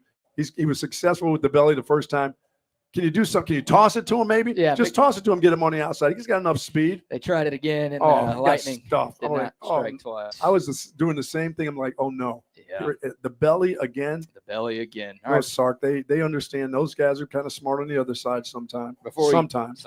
Before we get to the Quinn Ewers conversation, a little Arch Manning conversation, and our offensive player of the game predictions, I want to play one more bit of sound from Steve Sarkisian. He was asked yesterday about his running backs and how they've all improved over the course of the year. You never like injuries to occur, and to some degree, it was almost a blessing that they did occur in training camp because it gave us more extended time to work with Trey and Jaden and Jarek. And they've all had their, I guess, somewhat ups and downs throughout the season where guys have to grow. And I think, again, that's a credit to Coach Choice and all of our coaches of continuing trying to work with our players. We had some issues holding on to the ball, and nobody gave up on anybody, and we continued to work, and we got confidence back. I think Trey Weisner, we found out a lot about him, his ability to kind of carry the load. You don't go into Kyle Field and carry it 30-something times, in that physical and that environment if you can't handle it. And so at the end of the day, I think we found a good mix with all three of those guys, and we're going to need all three to be effective as an offense. Yeah, when he talks about the way they were confident in Jaden Blue and anybody else that phoned with Gibson, I think that's pretty good damn coaching, because I would have not had that. I wouldn't have had so much confidence in guys. I just I'm sorry, guys. You know what? You've had enough chances. We'll see you next spring. Yeah. Because I got to win games here, and I got to keep my job, and we have to win games. My job is to help win games, not to try to help you out. I'll help you out in the springtime. We'll talk about that later. As I said, that when Jaden Blue had talked about, walking around campus with the ball under his arms, that was a kid being very, very complimentary to the head coach and his running back coach. The real practice, the real thing that made him better was what he probably did at practices and what they did to him at practices. And believe me, it wasn't all nice. There were probably some times out there on the field where they got all over him, because don't think that he didn't put it on the ground at practice. If he's going against this defense, some of these defensive players that Texas has, he's had it. He's put it on the ground a few times at practice where they were all over him. So it's about what they did at practice. It's not about the gimmicks, but I thought that was very complimentary of that kid to do that and to say that about his coaches. Yeah. That was truly, you don't get that often. Players don't think of, they say nice things about their coaches, but when they can go publicly and say, one of the big deals was I got more confidence because I was walking around campus with the ball under my arm. And I'm like, yeah, okay. Hey, whatever it takes. Whatever it takes, that's fine. But I think he did a good job at that. But them coming back to him and figuring out that guy is such a big part of what they can do and how good they can do it, he's too much of a talent. Yeah. You don't have that kind of speed. Very seldom do you have players like that are game breakers like that on your team. You may have one or two of those guys, but you don't have 4 or 5 of them. And Texas has a few of them, and they weren't going to let this one go to waste. And I think that's where I compliment the coaching staff on finding a way to get him back involved. It's been cool to see the run game do what it's done, despite losing C.J. Baxter before the year started, right? The guy that everyone thought was going to be the number one tailback on this team. And they will not be without 6 real live running backs again at this university. Yeah. There's too many good running backs in the state of Texas, whether they're 2 stars or 4 stars or 5 stars or 3 stars that would love to come to this university and be a running back. I mean, that's just, I always thought if you had 4, you were going to be okay. But now after what happened to Texas before the season even started, I think now you probably need 6. And 5 out of the 6 have to be really, really good. They can't just be, anybody. They have to be really good players. And you have enough around this high school football here or the portal to bring, 2 or 3 guys like that into the program. Okay, sitting on the bench. That's the hard part. Yeah, I mean, it's hard, but Sark has found ways to get guys in games. I mean, he's, if he's, like you said, if he's in a rhythm, Gibson probably doesn't get that many carries last week. Trey Weisner gets those carries. Trey Weisner, 27 yards away from 1,000 on the season, which was looking pretty unlikely for any Texas running back, the way the run game was going in the first half of the year. But Trey Weisner, 973 rushing yards, and he'll likely pass the 1,000-yard mark this season, which means it'll be 13 straight years for Steve Sarkisian as a coach or coordinator of having at least one 1,000-yard runner. Jaden Blue's at 710. And Jaden Blue, if he didn't get in that doghouse in the middle of the season, they probably would have had 2,000-yard rushers. Maybe. I mean, he actually has more yards per carry and more yards per catch this season than Trey Weisner does. The problem with Jaden Blue is, he kept fumbling the football, so the coaches had to keep him out for a little bit. But we saw him last week put more of an emphasis on putting that offhand over the football when he was running through the hole. And whatever the coaches have been doing in practice has seemingly worked. Hopefully the same Jaden Blue shows up today. Yeah, and he can help you in the passing game too. If he gets out there one-on-one with some of these guys, if they're safeties, as I said, they're okay, but they're not great at the linebacker area. Dude, if he gets one-on-ones and he catches the ball, in stride, look out. And I'm not against, I haven't seen him on a little swing screen in a while. I think that may be part of it early to loosen this group up. And plus to get him some confidence, in him carrying the ball. As I've always said, it's not about just handing him the ball and him putting it on the ground. He can fumble it as a receiver when he gets it too. So get him his confidence early. They've done a good job. They did a great job last week. Yep. And his confidence has got to be sky high. Yeah, absolutely. Wow. All right, offensive player of the game predictions brought to you by our friends at Verde's Mexican Parrilla. Buck, I believe you already mentioned yours. Yes, I'm going to go with Quinn Ewers. I think he has to be, playoffs is numbers need to be nice, but he needs to take care of the football, but he needs to lead the team. He's got to be the rah-rah guy on the sideline. If things don't go well for a Jaden Blue or one of his guys drops the ball, he's got to be the first guy over there and saying, hey, next time I'm still coming right back to you. His leadership in the playoffs is very, very important because I believe that Quinn Ewers over the last couple of years has found out, and I think the players around him understand he is a pretty good leader.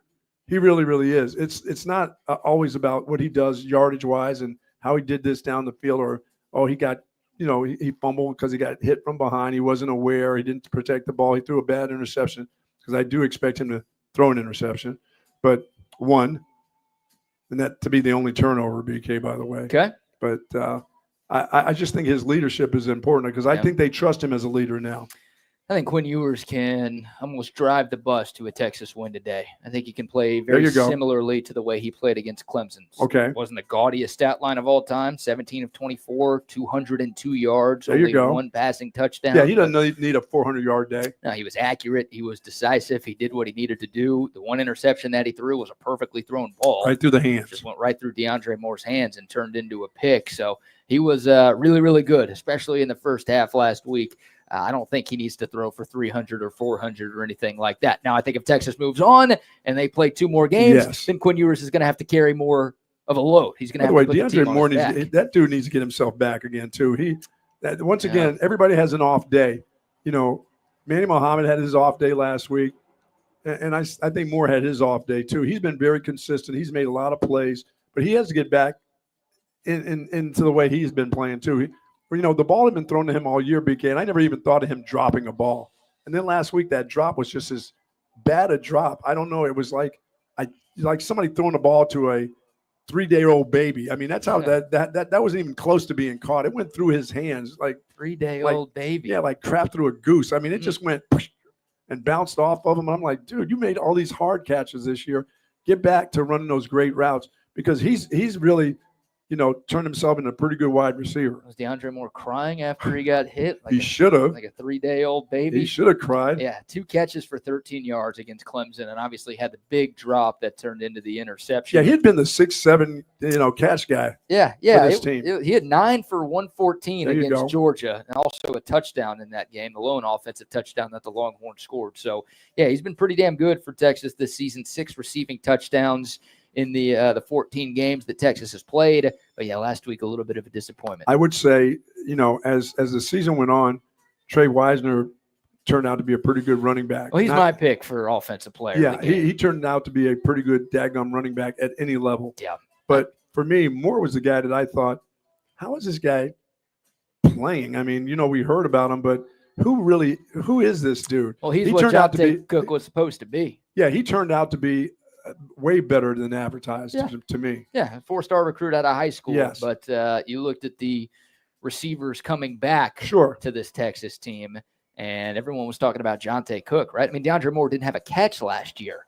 Jonte Cook only had 8, but he was always the first guy in that freshman class that got playing time. Absolutely. So everybody assumed he would be the biggest contributor from that class of 2023. And Jonte Cook's transferring to Washington, and he's tweeting bad things about Quinn Ewers because he's jealous and salty that he's not good enough to play at the University of Texas. Oh, he's hitting X and going crazy, he's being ridiculous. And DeAndre Moore, he's taken his role very well this season. Yes, he has. A big part of this Texas offense. I'm going with Quintravion Weisner for my offensive player of the game prediction. I think Texas is going to run for 200+ as a team today.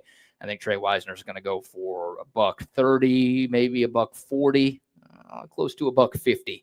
I just think Texas's offensive line is going to wear down Arizona State's defensive fronts over the course of 4 quarters. I think Trey Weisner I don't know if he's going to get the 30 carries like he had in College Station, but I do think he gets around 25 carries today, and I think it's a pretty effective 25 carries. I also think he finds the end zone at least once. Well, that means that you're telling me that Sark is going to be very stubborn with his run game. When he gets it going, he's not going to try to fancy it up. He's just going to say, you can't stop this. Okay. That's what he did against Clemson. Yeah. Like, once again, 48 runs to 24 passes. So I don't know if it's going to work as well as it worked against Clemson, but I do think it's going to work. Once again, my prediction is that the Longhorns go over 200 on the ground today, and I think with Travion Weisner is the leading rusher. Awesome. Some breaking news from our man Chip Brown. He has reported within the last half hour that right tackle Cam Williams is not expected to play today. Now, he is on the field warming up with the team, but he's got a pretty giant brace over his right knee, and the expectation, at least according to our insider Chip Brown, is that Cam Williams will not play, which means Trevor Gooseby will be back in the starting lineup. Yeah, and he's used to this. I mean, you got a guy who's coming in who really, he comes in as a reliever and he does a pretty good job. He does his job, and that's really important. And I think this is, I'm not going to say the team is better off with that guy in there if you got a hurt guy trying to play, trying to prove a point. No, Gooseby, we know enough about him. And I think the offensive line coach knows enough about the player that he has. I think, and we as fans have seen what he's like when he becomes a starter or when he comes in and has to take somebody's place. He's more than sufficient when he gets in the game. He's pretty good. Yeah, there hasn't been much drop off at all. I mean, even when replacing Kelvin Banks in that A&M game, Trevor Gooseby more than held his own against the Aggies. I got a feeling that Gooseby, we'll see next year that you're going to find out that when he becomes a starter, that you're going to have an all-SEC guy on the list immediately. People are going to say, wait a minute, we've seen that guy before. 6'7", 315. He's been great. So, I don't think any Texas fan, no disrespect to Cam Williams, but I don't think any Texas fan is that upset that Trevor Gooseby is going to be starting at right tackle for the Longhorns today. I don't believe so. I believe there's a lot of teams in the nation like to have him as a starter every week. No doubt. All right, offensive player of the game predictions brought to you by Verde. How many times did you go there this week? I was there 3 times this week. 3 times? 3 times, yes. I had to have my salsa. That's like 3 weeks in a row you've gone 3 times. Yeah, I've got to go. I've got to get my sweet tea and sit there and watch TV for a little bit and then get my taco to go. There you go. Can't beat it. Oh, they have great food there. Yeah, if you've never been, you are missing out. Located on Hamilton Pool Road, just off of Highway 71, our friends at Verde's are serving up an extensive menu of all of your favorite traditional Mexican and Tex-Mex favorites. Beautiful indoor dining area. But how about that covered patio outside? Place for the kids to run around. That place was packed on Monday when it was like 80 degrees. They were all out there in the outdoor patio. Oh, it's awesome. Yeah, they can also host your next party. They can cater your next event. And, hey, next time you're there, if you mention TSU, you're going to get a free appetizer. A little bit of that queso on the house. Now you're talking. All you have to do is mention Texas Sports Unfiltered the next time you go see our friends at Verde's Mexican Parrilla. All right, we will talk to Brian Davis of A to Z Sports in about 7 minutes. I want to ask you about Arch Manning, though, Buck. Well, I'm not trying to stir the pot here, not trying to create any controversy. Anytime you mention his name, the pot gets stirred. I know, and there were some ridiculous Quinn Ewers NIL rumors that came out yesterday, talking about how one school is offering him $6 million to transfer in the offseason, which – well, you should if you can. It almost feels like there's like an anti-Texas plant out there trying to get into Quinn Ewers' head and just mess with him before this big game today. But Arch Manning did play some. He had 3 carries against Arizona State. Also did drop back to pass. Now, that was one of the carries because he ended up running for a first down on a 3rd and short. Do you expect and do you want to see more of Arch Manning today?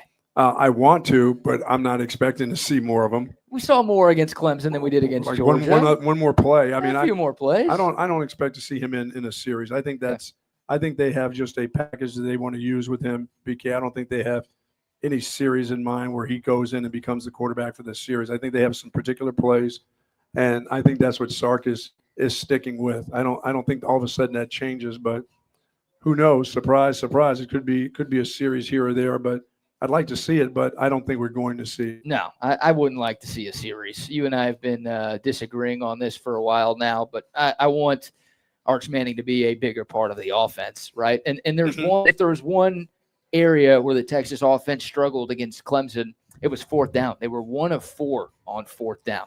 Now, Arch Manning was in on one of those plays. Remember that QB sneak that they tried at the end where he fumbled a snap and it ended up being a turnover on down. So it's not like they ran Quinn out on all 4 of those 4th downs and they didn't work, but they were 1 of 4 on 4th down. They had a 1st and goal from the 5 at one point in the game and had to settle for a 22-yard field goal. So still trying to finish those drives, still trying to win in short yardage.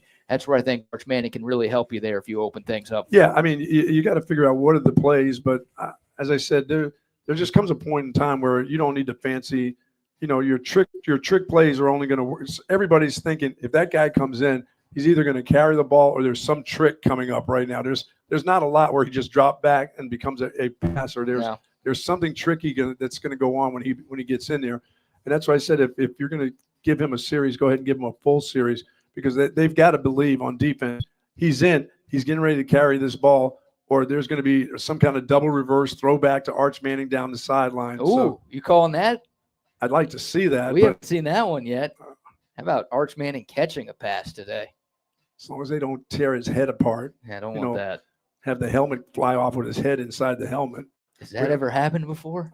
Like a live decapitation? Is that what you're predicting? I thought I saw that a couple of weeks ago in that Georgia game. Oh, yeah. When Makuba got when Makuba came out of the secondary, hit the quarterback, and the helmet went flying off. I thought I was looking. I thought I saw the head still involved inside the helmet, but it wasn't. You saw the whites of that guy's eyes. Oh my goodness! His eyeball is completely rolled back after that. By the way, you think there'll be some collisions between Makuba and the running back today? Scabo? Oh, man. Yeah, it's going to be fun. I mean, the Texas defense is going to be beaten and bruised after this one, but I think Cam Scabo is as well because that guy's going to get the ball a lot. He will not come out of this game without saying something about this defense being the hardest hitting defense. He's not going to come back and say, no, the group from Texas Tech was the hardest hitting team that I've played against, Baylor or anybody like that. It'll be today. Yep. He'll be very complimentary because he'll be sore today, too. All right, a quick look at the Clean Cause YouTube comments line. The Coda text line's also rocking and rolling as well, 512-222-9328 if you are mobile and you want to hit us up over there. But we've got some score predictions coming in. How about a 45-14 from Allen? We get a Horns by 50 from Shane. Wow. A lot of confidence for Texas fans today. There's a 41-14 prediction right here as well. Shout out to our guy Double D for the super chat saying Gunnar Helm's going to have 2 touchdowns today. So send your score predictions in if you are watching on YouTube, Facebook, Twitter, or Twitch, and text them in if you are tuned in on the Texas Sports Unfiltered app. Buck, how about a word for our friends at Clean Cause? Love Clean Cause, folks. They do a fantastic job in Central Texas and around the state of Texas, and now they want to go national because what they do is they give 50% of their profit goes to drug addiction and alcohol addiction. And then they've got a lot of folks that were former drug addicts and alcoholics that work with them. And they do fantastic stuff. They really, really do. And they have that yerba mate drink that you like, of course. That is, it's got quite the zip to it, but it's not that caffeine to get you all jittery. It actually tastes fantastic, but it works. And what they really do is, they said, they really help folks that have been addicted to alcohol and drugs. They do such a fantastic job. They continue to do it throughout the state of Texas, and they want to go national with their product. So, look, believe me, if they want to go national, they can get it done because they're everywhere in this state. Yeah, it's good stuff. 7-Eleven, HEBs, you name it. The Clean Cause is around. As I said, the drinks, all the different types of drinks are fantastic. My wife loves those drinks. Absolutely. Eddie G says 38-14 Texas. Jason going with 42-20. Longhorn and Omaha 33-17. So a lot of picks for Texas wins and Texas covers in this game today. And now we'll get the expert opinion from Brian Davis of A2ZSports.com/Longhorns. He's joining us now on our Texas Sports Unfiltered pregame show live from Posse East. BD, Happy New Year. How are you, sir? Hello, boys. How are we doing? Happy New Year to you as well. Brian, when you look at this game, I mean, kind of a little recap of what we've seen throughout the season and Texas getting back into some really good stuff fundamentally. You know, they've cut down on the penalties, the ridiculous penalties that they've had, you know, that 9-penalty game, 10-penalty game. They're back down into the 5 and the 6s, where I think in championship play you have to be. It doesn't matter who you play when you're playing in championship games, which these are. I think that's really bode well for this Texas football team. And it seems like it's a little thing, and someone says, it's just a 5-yard jump off sides or you know, a holding here or there, and it doesn't really mean much. But I think in championship play, it really slows down what you do offensively and defensively. And I think they've done a really, really good job of, honing that down a little bit. Yeah, they've cleaned up the sloppy penalties and they've protected the football better. To me, that was what the last couple of games were about. Let's be honest, Cam Williams had a lot of those penalties. He's probably not going to play today. Jaden Blue has had a lot of those fumbles. He's hopefully got the message at this point. But I think what they did, you look at the SEC championship game. It was missed field goals, and there wasn't a lot of penalties in that game, but it came down to still 2 missed field goals. If Bert Auburn makes one of those, they win the game. You played really clean ball against Clemson. I think that is going to help Texas today, that they actually played the first round game. I would expect Arizona State to have a little bit of rust initially, because I think the fact that Texas has continued to play, I think it's going to help them, especially get off to a good start. This is the first time we've had the chance to talk to you since the win over Clemson. Look, Texas won. They covered. It was a nice win for the Longhorns to get their first ever college football playoff victory.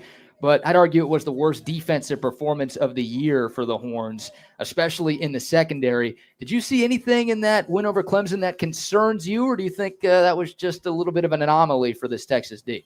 Well, I think if you're an Austin Westlake fan, it was like the best of both worlds. Cade had a great day. Klubnik had a huge day, at coming back home. But the home team and the good guys got the win, right? So, yeah, low-key, Klubnik torched these guys. There's no doubt about that. And so, over 300 yards, three passing touchdowns. That was not the standard. That's certainly not what we've seen. When you only allow 4 passing touchdowns in 13 games, and then you give up 3 in one game, you've had a bad day, right? I do think that a lot was on Klubnik, right? I don't expect Sam Levitt to come out today and have that kind of performance at all. I think it's going to be Scadaboo left, Scadaboo right, Scadaboo on the wheel route.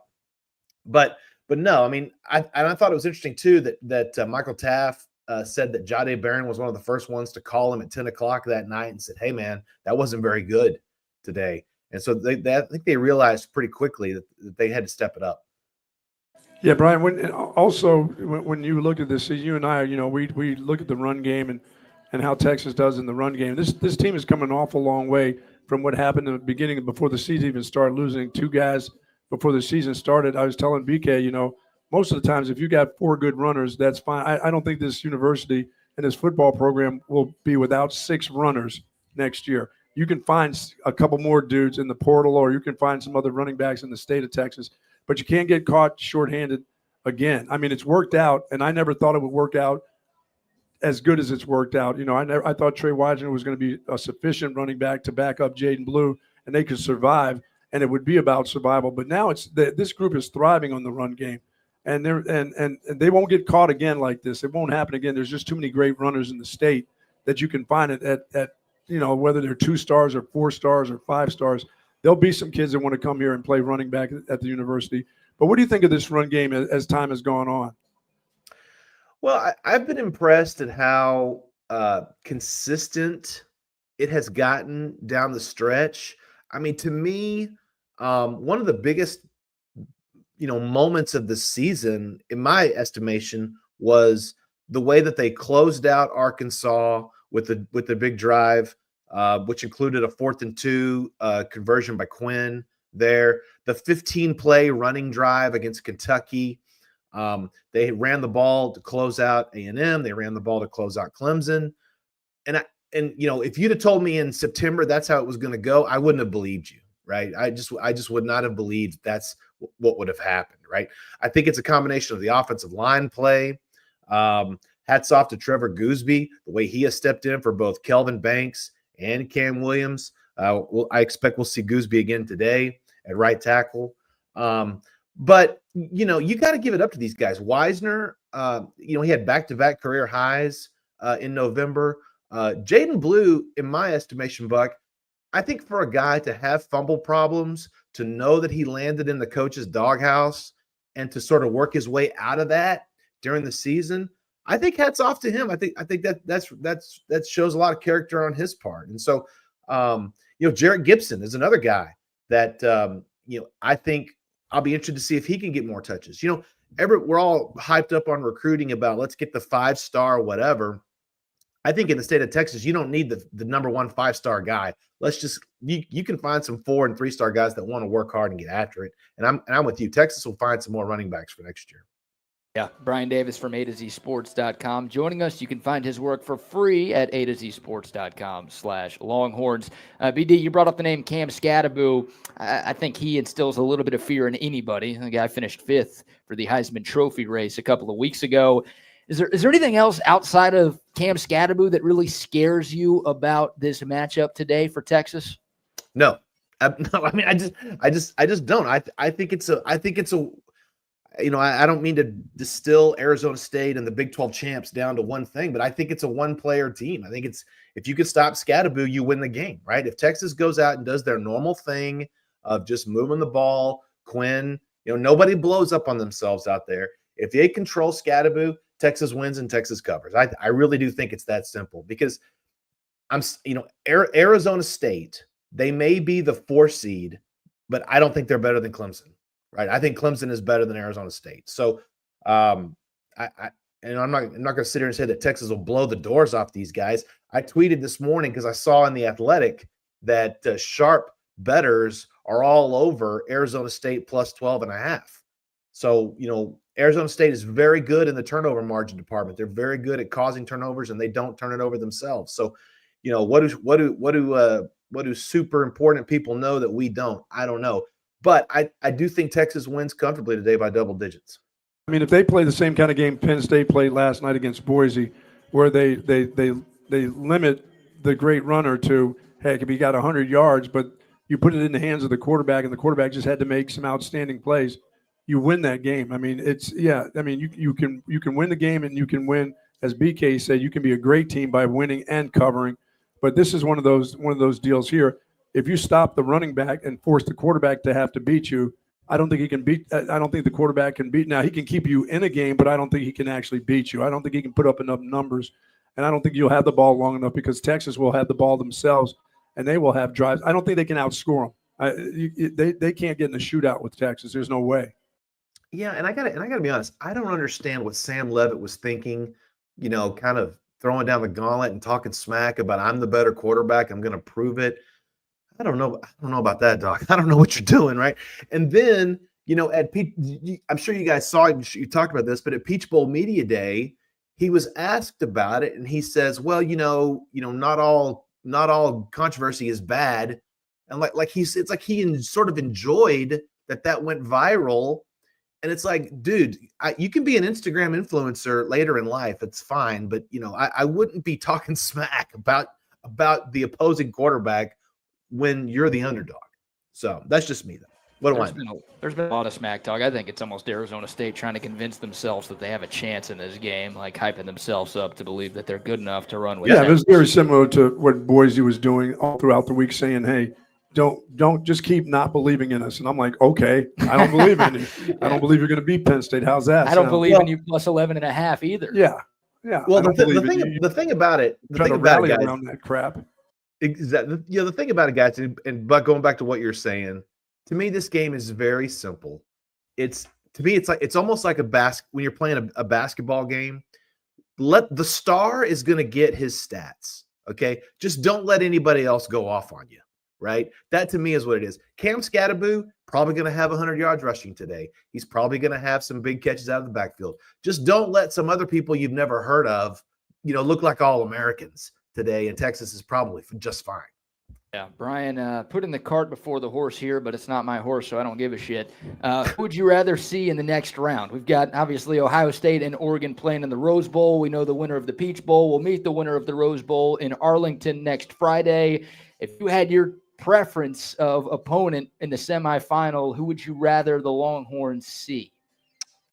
Honestly, I'd rather see Ohio State because I would rather roll the dice against a Ryan Day team that has struggled to meet big moments versus an Oregon team who has the coach that I think we thought Tom Herman was going to be, right? To me, that's what Dan Lanning is in my mind. He's the guy that we thought Tom Herman would be. It's just he's Dan Lanning, and Oregon has him, right? I don't want to go up against Nike money. I don't want to go up against that duck. Give me the Buckeyes and their nutty fan base all day long in the semifinals in Dallas or Arlington. All right, any more for BD Buck? No, that's it, my friend. We've got the prediction. You're going Texas with the win and a cover. How about a final score for you, Brian? Yeah, my score prediction is 38-17. I just think that today is I don't know. Again, I could be dead wrong, but I feel like we're going to see a game just like we saw last night, that the better team gets ahead, they grind it out, the underdog gets some points to make it respectable, but in the end, it's a comfortable Texas win. And Brian, let me ask you this: do you expect to see something tricky from Arizona State? Because, as you say, it's not going toe to toe and numbers to numbers. Something out of the unusual, is going to happen. They're going to try something that we haven't seen so far in these playoff games. I mean, you'd think that they have to, right? I thought one of the most interesting things that Kenny Dillingham said today, or he said during his press conferences, was that he said, Sark has not punted all season on 4th and 1, okay, regardless of the spot on the field. And he goes, we haven't either. So Arizona State, 4th and 1, 4th and 2, maybe 4th and 3. I would expect the Sun Devils to be rolling the dice and going for that. Speaking of special plays, you guys know this. I'm on record as saying we will see an Arch Manning fake handoff pop pass at a key moment. I do not think it's today. I think that moment is saved for future rounds. I like it. All right, BD. Save for the Cotton Bowl. Save it for the Cotton Bowl. Yep. Hey, last thing, as always, I want to give you the opportunity to promote what you have going on at a2zsports.com/Longhorns. What's up on the site right now? Yeah, absolutely. Yeah, a lot of great stuff coming out of the coaches press conference there. Just like you said, it's all free. a2zsports.com/Longhorns. I think you should go on there and read about Sark. What he said was he thought the biggest leadership moment of Quinn Ewers' entire season was that 4th and 2 play against Arkansas on the quarterback run. Bob Ballou put together a great little video package of it and embedded that. You can go watch that for free. a2zsports.com/Longhorns. Beautiful. Brian, you're the man. Thanks so much for the time. Happy New Year to you and your family, and enjoy the football today. Thank you, Appreciate Brian. it, guys. Looking forward to it. Y'all stay warm. Yeah, we're trying. Thanks, BD. There he goes. Brian Davis, a2zsports.com/Longhorns. Tons of great free content on site all the time. BD, one of the best in the business and has been for a long, long time. He's going with a 3-touchdown win for Texas. So he's very confident in the Longhorns today. Yeah, I don't blame him. I'm in that same range as he is too. So I think Texas gets into the high 30s, and I don't know unless you just give them great field position. I don't see Arizona State getting into the 30s. I just don't think they have enough firepower in the passing game to get that far. I don't know if they have enough to get to the 20s. To hell with the 30s. I don't know if they can crack 20 today. Yeah, I think 21 is about what they're going to do. Okay. How about your kicker? You haven't talked about your kicker yet. What about your guy? Well, let's do that here. Yeah, let's do that now. The importance of your guy in a game like that. It's about winning the game. You play to win the game. You're calling Mussolini my guy here. Why are you doing that to me? He's your guy, and you've got to – if he comes into play, how do you feel now if it's 37 yards for a winner? If it's 37 yards, good, because he hasn't missed from inside of 40. What about 46? It could be 40 and a half, and I'd feel like shit. Really? Yeah, he's been awful past 40. He hasn't missed from inside of 40 this season. And here's the funny thing, right? Because special teams has been an issue for Texas all season long. They rank 117th out of 134 teams in S&P Plus, which is an efficiency metric. I was getting ready to say they haven't done anything. They've been pretty average, but now you tell me they were 117? Well, that's not average even. Texas is 117. Arizona State's 131. Their special teams is ass. Well, so is Scabo going to punt for them? Because we heard that yesterday. That dude could punt. BD said like 4th and 1, 4th and 2. I think if it's like a 4th and 5, Arizona State's going to go for it. Like, I think anything short of 4th and goal from like outside of the 10-yard line, Arizona State's going to go for it. Their kickers, they've had 3 kickers this year. Look, I don't know if you remember, this kind of became a funny story in the middle of the year when no one thought Arizona State was going to be this good. They held open tryouts for the kicker spot. They've used 3 different kickers this year. They're a combined 9 of 17 on field goals. They've missed a couple of extra points between them. Like, I don't think it's rolling the dice. I think it's just smart coaching. They are going to go for it on 4th down a lot today. I've watched an awful lot of just from whether it's high school football, college football, NFL football. Teams are now, these 3rd and 4s, it used to be, 3rd and 3s. Okay, now you're rolling the dice. Now 3rd and 5s are like, 4th and 5s, we're going. Yeah. Like, really? I said that before the Clemson game, right? And some of these some teams that have decent kickers are just bypassing the 3 points. It's like 3s are not going to do it. No. Well, when you can't take the points because your kicker can't make the kicks, well, you can't get too mad at the difference. coach, right? Texas only needed 1 field goal. Verde Auburn was 1 for 1. That was a disappointing field goal because it was a 22-yarder on a drive that Texas had a 1st and goal from the 5 and had to settle for 3. But the good news is they scored 5 touchdowns last week. They had much more success in the red zone than they had. It just takes the Georgia. air out of the balloon when a guy misses. I mean, you watched that guy from Boise last night. Yeah, missed 2 last night. The game was in hand. Yes, I mean there was a 10-point difference when he missed the second one, and it was very much the game was still up in the air for Boise, and he missed that one, and it's just like the air just went out of the entire team after that. How about this comment from Jet? I got more confidence in a wet fart on a first date than I do in Verde Auburn. Wow. That's bold of you, Jet. I wouldn't recommend trying that. Somewhere down the line here, it's going to come into play. Yep. It shouldn't today. Is. Texas is a 13.5-point favorite. I don't see that today. But from after this point on, these kicks are important. And now one thing we do notice in the special teams, whoever kicks that ball off, the lefty puts it out of sight. He puts it up in the front row. I never think if there was going to be a return against Texas ever. I'm hoping that they do because I always think, somebody's going to get hit and somebody's going to cough it up. But teams don't get the chance to return the ball. Not much. No. And as you said, that dude's been kicking field goals. Okay, good. He ain't kicking today. No. He ain't kicking field goals today. Hopefully we see a lot of Will Stone kicking the ball off today. Boy, can he kick it off. Texas puts up some points on the board today. Hopefully we see Silas Bolden make an impact. Buck, I've noticed over the last few weeks you've gone away from your punt block predictions and your touchdown predictions. The only way they're going to return anything is the punt returner because he doesn't care about his body. No. He does care about the team because he doesn't fumble when he takes his body out there, But I don't see any kickoff returns by Texas. I don't see anything special about the special teams. They haven't found a player that's their guy coming off the corner like they've had before. It's just that's not a part of what they're doing. They're just kind of treading water right now in the special teams. Yeah. Or maybe I shouldn't even say tread water. When your kicker is missing 42 yarders, anything over 40, that's a problem. Kicker's coming back, by the way. He said that. Coming back Chip, where? To Texas. He told Chip in Atlanta a couple of days ago. Are you thinking about maybe that there needs to be somebody else pushing that dude somehow, some way? Yeah. Yeah, I would agree. That's exactly what I'm thinking right now. I mean, they brought in a punter, Jack Bomeister, who obviously can't play in this game or any of the games this season, but they brought in a punter to compete for that job.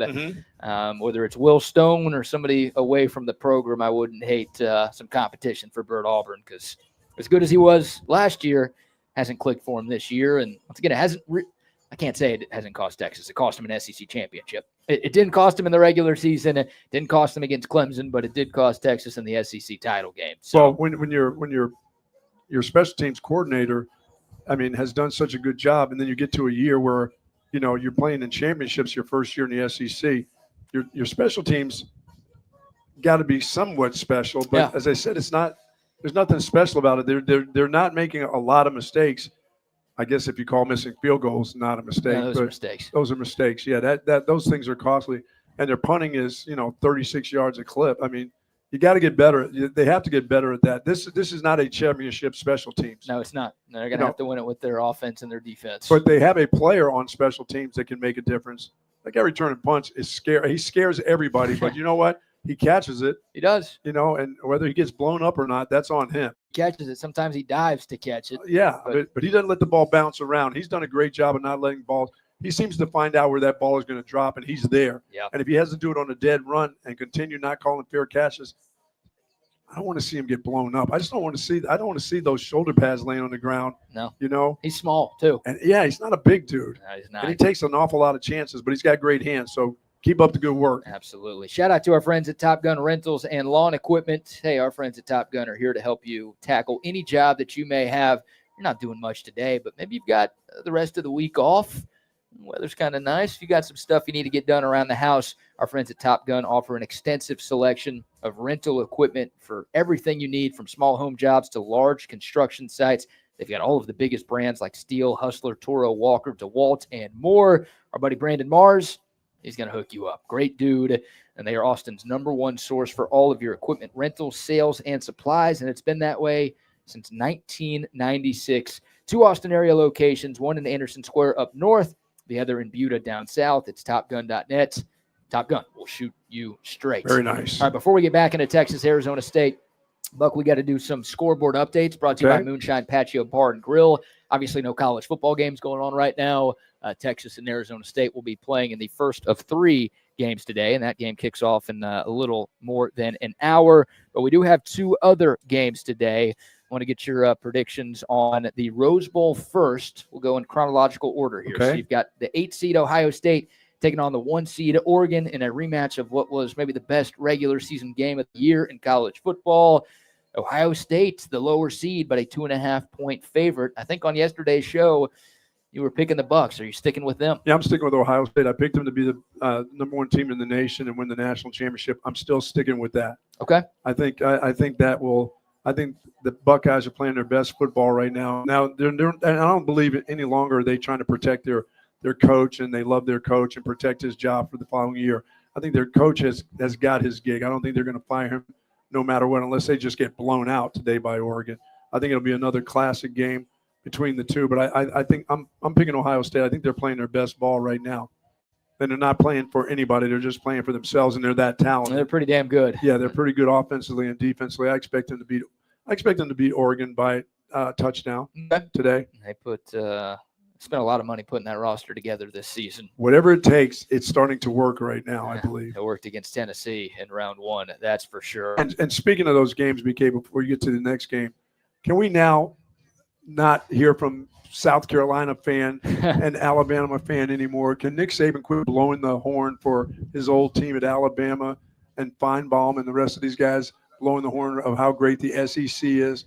I watched South Carolina, and I watched Michigan destroy Alabama. Alabama didn't deserve to be in the 12-team playoff. And why? Now is they don't care about the bowl games. Yeah. Is that the SEC's? Because that's what they always say. That's how it works. We don't care. And whenever you lose a bowl game, you just say you didn't want to be there. Yeah. That's how it goes. Well, they beat you so bad yesterday. Alabama looked so horrible. Yeah, rough day for the SEC. LSU did beat Baylor in the Texas Bowl, so the SEC didn't get skunked on 12-31. But, yeah, Alabama and South Carolina, 2 teams that were claiming that they should have been in the college football playoff. They lost to middle-of-the-road Big Ten teams, with Michigan taking down Bama, and with Brett Bielema going borderline erotic, taking down South Carolina. The coaches almost got into a fight. Did you see that? He was acting like a nut on the field. I mean, that was over the top. Well, it was a bowl game sponsored by a food. It was the Cheez-It Bowl. So, he of was course, hungry. Brett Bielema was pretty excited about that. And Shane Beamer, that guy's a loser, dude. He might be a good coach. I'm still not sure. You don't like his stick, do you? He just thinks he's the main character. He's one of those guys. It's like, it's not about you, dude. It's about the kids. It's about your team. Like, stop doing everything that you do. Try a little less hard, and maybe people will just respect go ahead you and more. coach. Just coach and quit with the it's me. It's all about me. Yeah, I agree with you. I mean, I had enough of South Carolina fans. We should be there, or Alabama fans. You know what? And all the SEC folks talking about, we got screwed. We didn't get enough teams in there. Alabama should have been. No, they shouldn't have. Yeah. Don't forget who you lost to. Yeah. Don't ever forget about that. Bama lost to Oklahoma this year, didn't they? And Michigan. All these teams that Texas beat, no one gave Texas any credit for beating the schedule's these teams. so weak. Schedule's so soft, yet Alabama couldn't beat either of those teams. They got beat up yesterday, Alabama. That looked terrible. Yeah, they made it interesting towards the end, but they were down 16-0. It was the worst first quarter football Alabama has maybe ever played. And they you think they're done with their quarterback that they were trying to make into a real quarterback? Yeah, he's done. I mean, just done. No, he's done. I mean, he can come back for another year. I just don't think anybody at Alabama wants him back. No, not there. I mean, can you see him going somewhere else? entering the portal and going. Yeah, someone will take him. Sure. He's done enough good in his college Yes, career, he has. but it was a rough second half of the year for Jalen Milroe. And he's another one of those guys like Quinn Ewers and Carson Beck had better years than Jalen Milroe, but no, those three guys were like, okay, one of these three is the best quarterback in the SEC, and at least one of those guys is going to be in New York for the Heisman ceremony. And I think all three of those guys kind of underachieved. Now, Yes. Texas and Georgia are in the playoff. Quinn Ewers is still playing, and he's kind of playing well right now. So it worked out better for him than it worked for Milroe, but just a disappointing year for Alabama. The worst season they've had since Nick Saban's first year in 2007. Boy, and they were trying so bad to make them look good and say that, no, they're really a pretty good team. They're not. No, they suck. They lost to Oklahoma. Yeah, once again. By 3 touchdowns. Yes. That's all you need to know right there. Unbelievable. People don't forget. I'm going to Oregon today. Long-winded way to get there. Okay. I'm kind of going reverse psychology You here. want to see that lefty, do you? So last year, I don't know who I want to see. I think I'd rather see Ohio State, actually, but I'm picking Oregon to win the game. Last year, Oregon and Washington played in the regular season. Oregon was favored to win. Washington won. They met again in the conference title game. Oregon was favored again. Washington won. I think turnabout is fair play. This year, they met in the regular season. Ohio State was favored. Oregon won. They're meeting in the playoff this time. Ohio State's favored. I think Oregon's going to win. Interesting. Yeah, I think as I said, I'm picking Ohio State by a touchdown in that game, but it's going to be close throughout. There'll be a big play. Yeah. Guess who will make it? Ohio State's quarterback will make the play. Will Spill the Pill Howard, he's jabroni. the guy. That guy is going to be the guy who makes the plays today for Ohio State. That's why I'm picking Oregon. I think because of that guy. I think they've got a better coach. Slightly. Jury's still a little bit out on Dan Lanning, Sure. but I think I trust him more than Ryan Day, and I know I trust Dylan Gabriel more than Will Howard. There you go. Although Howard did play maybe the best game of his college career against Tennessee in round 1. So we're on opposite sides of that game, and then the game tonight, the Sugar Bowl, Notre Dame and Georgia. The Irish now favored. So they opened as a favorite. The line flipped to Georgia. I think when we were talking yesterday, Georgia was still favored by 1.5. Now, according to ESPN Bet, the Irish are 1-point favorites. So basically a pick 'em here. You're still going with the Notre Damers today. Yes, I am. I'm going with the Golden Domers to win that because I don't want Georgia to win anything. Well, I know you don't want them to. No, but they're not going to win. They're not going to be. I think Notre Dame has just right now a better team. They're healthier. The quarterback play should be a little bit better. I think Notre Dame will find a way to run the ball against Georgia's defense. Yeah. That's hard for me to say because, boy, I haven't seen anybody run the ball against them. Sure as hell didn't see Texas do it. No, and Notre Dame has 3 runners that are pretty good. And that offensive line is still pretty decent. But Notre Dame is good in the secondary, and they don't have to be that great because Georgia's wide receivers can't catch anyway. I didn't catch a cold. But I think Notre Dame right now is on a little bit of a heater. I think they play good enough to be one of these teams that are going to be tough to beat down the road here too. I'm going Georgia. Are you? Yeah, I just can't bet against them. It's hard to bet against them. That defense, that run game, and I'm not a huge believer in Gunnar Stockton, but I think he just can drive the bus, and the rest of his teammates are going to do enough to lead Georgia to victory here. Still don't trust Notre Dame in big spots. Yeah, you don't think Leonard will be good enough? No. I don't. He hasn't been asked to do a lot this year. He's been fine. If the game comes down to whether or not Riley Leonard's going to be able to make big throws, I'm not putting my money on him. So I'll go Georgia. I think it's a close game. I think under's the best play in that game. I do too, for sure. 45.5 is the total there. All right, there's your scoreboard updates brought to you by our great friends at Moonshine Patio Bar and Grill. Oh, my goodness, this weekend.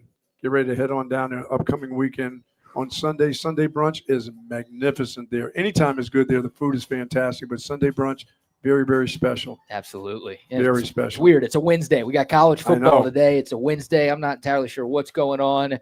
But, hey, they're open during the week as well. They don't have to wait for that weekend brunch. But, of course, the weekend brunch is world famous. They got great lunch, great dinner all the time at Moonshine Patio Bar and Grill. More than 20 years here in the Austin area. 2 locations, one downtown and the other in Avery Ranch. Go to moonshinegrill.com for more information. All right, Buck, back to Texas and Arizona State. We got to get your 3 keys to victory. Just over 15 minutes left in our pregame show. But we need your 3 keys to victory brought to you by our friends at Hat Creek. Number 1 for me, obviously, is stop the run. Cam Scabo. And when I say stop the run, that means the quarterback run and the running back run. You got to stop that. I don't want to put a number on it. I said that Scabo, I think, is going to get over 100 yards as long as he's not getting 150. If he gets 105, 110, so be it, because I don't think the quarterback can then throw his way into a victory. But you got to stop the run, number 1. And then I think you have to wear them out with your run. Mm. The running game has been pretty good. I think you wear them out with the run and your power run and then your play action pass coming off of that. And I think we're going to find a couple guys for the University of Texas wide open in the secondary because of play action.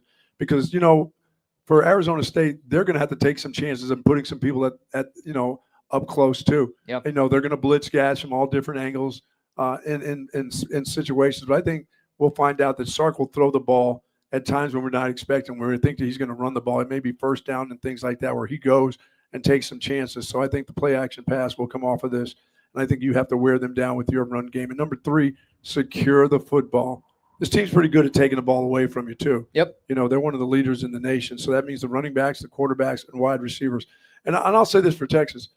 I don't know, BK, if Texas has over 2 lost fumbles by wide receivers. We talk about guys who touch the ball an awful lot. Mm-hmm. The running backs have had their troubles with, but the wide receivers haven't had a lot. I don't put that on them today, but we haven't seen those guys fumble after the catch. They've been securing the ball pretty well during the course of the season for guys who touch the ball an awful lot. Okay. Every once in a while somebody's going to drop one, but they don't catch and then run down the field and somebody hits these guys. They protect the ball pretty well. So I think you have to secure the football today. This is one of those teams that have some speed that they'll get after the ball and they go for the ball. They practice. The same as, we saw what Clemson was trying to do, yep. And they weren't successful at it. This team is another one of those teams that tackles the football. They don't just go for the tackle, they go for the ball. So I think you have to secure the football, just kind of basic stuff. I'm not going to say anything about how many penalties. We know that's just obviously you can't, 5 or less is a great game. Sure.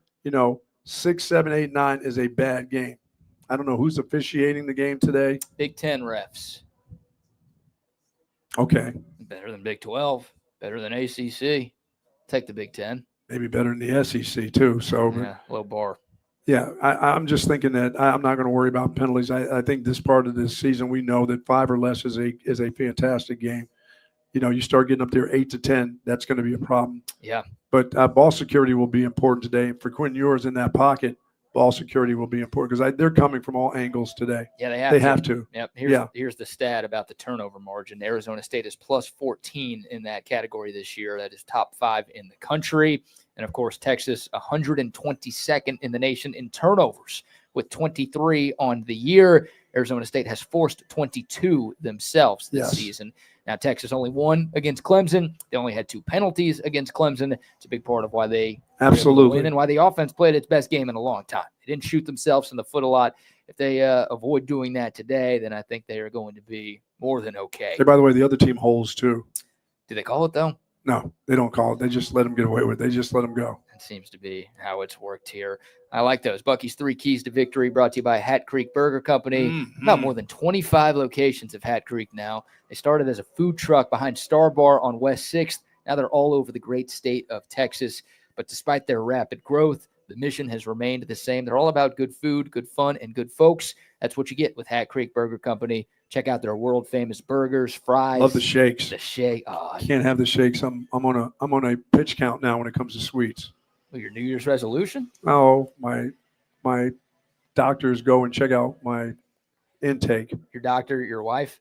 Yeah, that other doctor. Yeah, the other professional. Does she have a degree in that? She has a degree in when all the results from your test come in. Guess who gets them first? Oh, why does she get them? Take her off that list. She's in the portal. She's in that portal. She's in the transfer portal. She's transferring away from your house? She transfers. Everything gets transferred to her first and then to me. Oh, no. That's not good. It's not what you want. Yeah, why is her email? Why does it get to her first? Because you don't know how to check your email. True, and I don't know how to read it when it comes in anyway. That's the issue right there. So what does this mean? What is this all this blood count? You can't drink milkshakes? No milkshakes. Come on, man. No milkshakes, no candy bars, no cranberry cakes from Starbucks, just Starbucks coffee with shouldn't even have cream in the coffee, but I do. They want you to drink coffee black? They want me to go straight up. Golly. Yeah, they want me to go straight up. I just can't. I got to get away from the sweets again. Okay. That part of everything else is good. Calcium, everything else that I'm supposed to be doing that I've taken care of. But it's just, I don't want to lose a toe. I don't want to lose an ankle or whatever it is that they take away. You're just not going to lose those things. I just have never, they always talk about diabetics and how you can lose a limb. Right. I've not met anybody from diabetes who's lost anything yet. Maybe I need to meet more of those people. Those people. How do you find those? Is there like a Facebook group or something that you look up? Oh, my uncle lost his leg from diabetes. Let me meet him. All right, 512-222-9328. If you or a loved one has lost a limb to diabetes, reach out, and Bucky wants to be friends with you. Scared straight. That's what I'm looking for. Yeah, that's what he needs. Well, it's okay. I'll drink 2 Hat Creek milkshakes in your honor today. I'll take the load off. I got you. Yeah, they had to put that Amy's ice cream out there in Belterra where I live. That's a disaster for you. I don't know how you do that right there.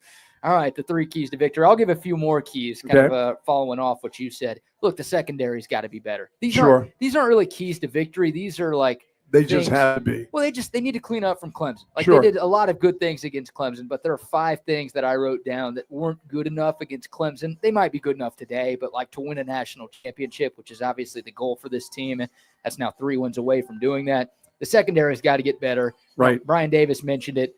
The defense had allowed 4 passing touchdowns all season long. They allowed 3 to Cade Klubnik in that game alone, gave up season highs in passing yards and completions as well.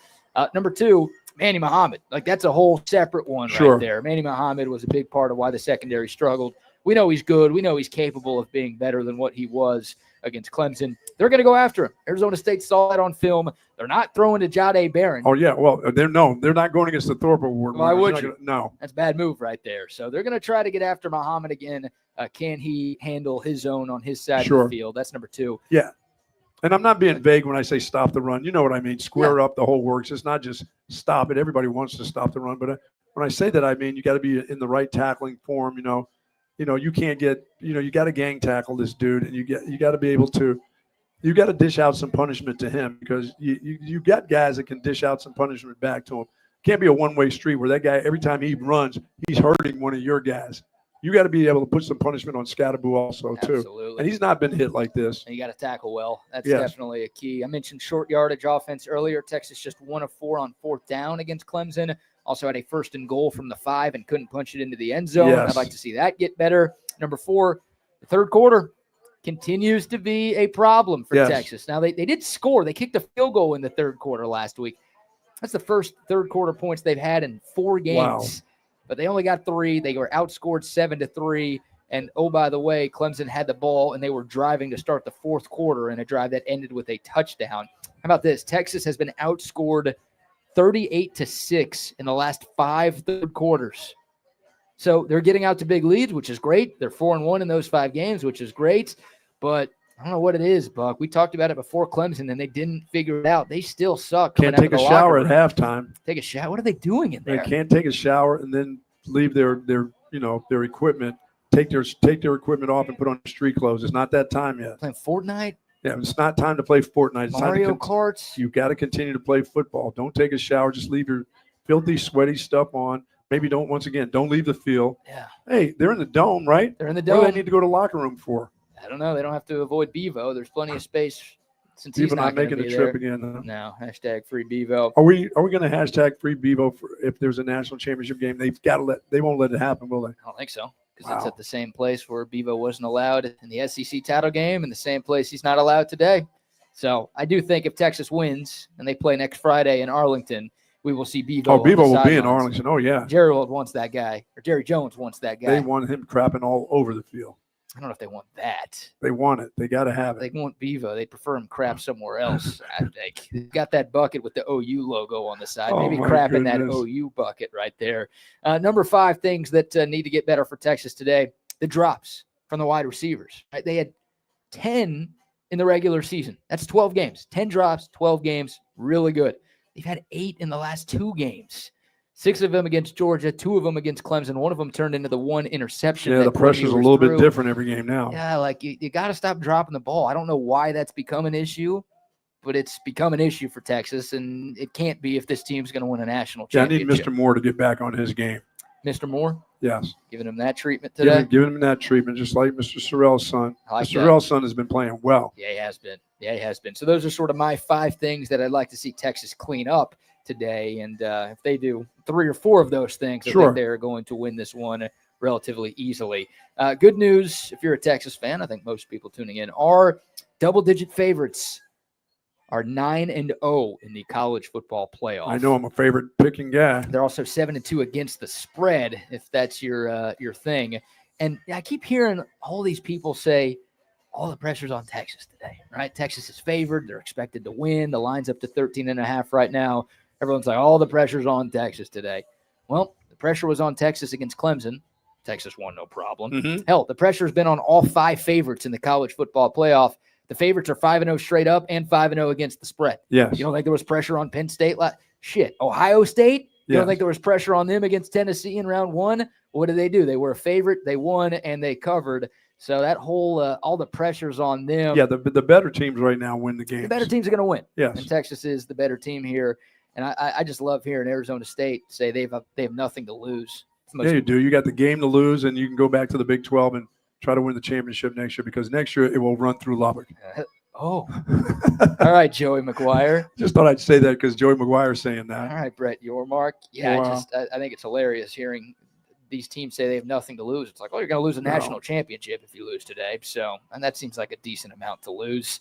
I don't know. I think Texas is ready. I think Arizona State's been doing a little trash talk to try to get themselves up for the game more than anything else, just to convince themselves that they've got a shot. I don't get it's not, as I said, Boise all week was going with some weird theme of just quit, don't believe in us. And I'm like, well, I don't. You don't have to tell me that. I thought you were going to get your tails whipped by Penn State, and you did just that. They told me to bet on Penn State, and I did. Yeah. So thanks for that one. Yeah, thanks for helping us out by telling us, you know what, don't believe in us. Okay, I didn't believe in you. I believed in Penn State last night. I thought they would hold your guy who's been averaging 192 yards a game to 104, and that's what he got. And they won the game. And that's the same today. Yep. Just hold the guy down who we continue to talk about and everybody in the nation talks about on your team, and then see if the rest of the guys can hold their end of the bar, hold their end of it up. I just don't think this team can. I don't think they have enough good players right now. For as good as Cam Scabo has been this season, he has been held to 75 rushing yards or less in 40% of Arizona State's games. So he's been really good. Once again, he deserves all of the accolades that he's gotten, but he's had some just ridiculously explosive games. Hell, his best game was against an SEC team against Mississippi State. Now, they didn't win a game in the conference this year, right? But he went off in that game. But there have been a couple of defenses, including Texas Tech and Cincinnati, and the 2 games that Arizona State lost during the regular season, that have contained Cam Scabo. This guy went for 62 yards against Texas State. Guys who couldn't even get into Texas because they're not smart enough. Yeah, that was that. I mean, we saw that game. We watched that game. Yeah. I didn't even know who the dude was. No, at that point. In that game. At that point, yeah. He was not a household name, but he's become one. But I think it's a possibility for Texas to contain Cam Scabo today, and I think they will. All right, 2 minutes left in our show, Buck, which means it's time for our game score predictions brought to you by our great friends at Paul's Motor Works. We'll tell you more about them here in a second. No intern Brock today. Of course, it's New Year's. That guy's still in bed. I think he's too hungover today. Yeah, of course he's hungover. Is he in from the party from last night? Probably not. No, not yet. No. We had to wake that dude up to get him ready to go for the Atlanta drive after our night in New Orleans. That's all right. That's all right. He's young and he's stupid. So no intern. That's fine. Yeah, he's very stupid. No pick for him today, so you get to go first. I'm going to take Texas 38-21. Okay. So Longhorn win and a Longhorn cover. Yeah, and I'm going to give Arizona State one of those late touchdown to get into the 20s. Okay. But I think you can.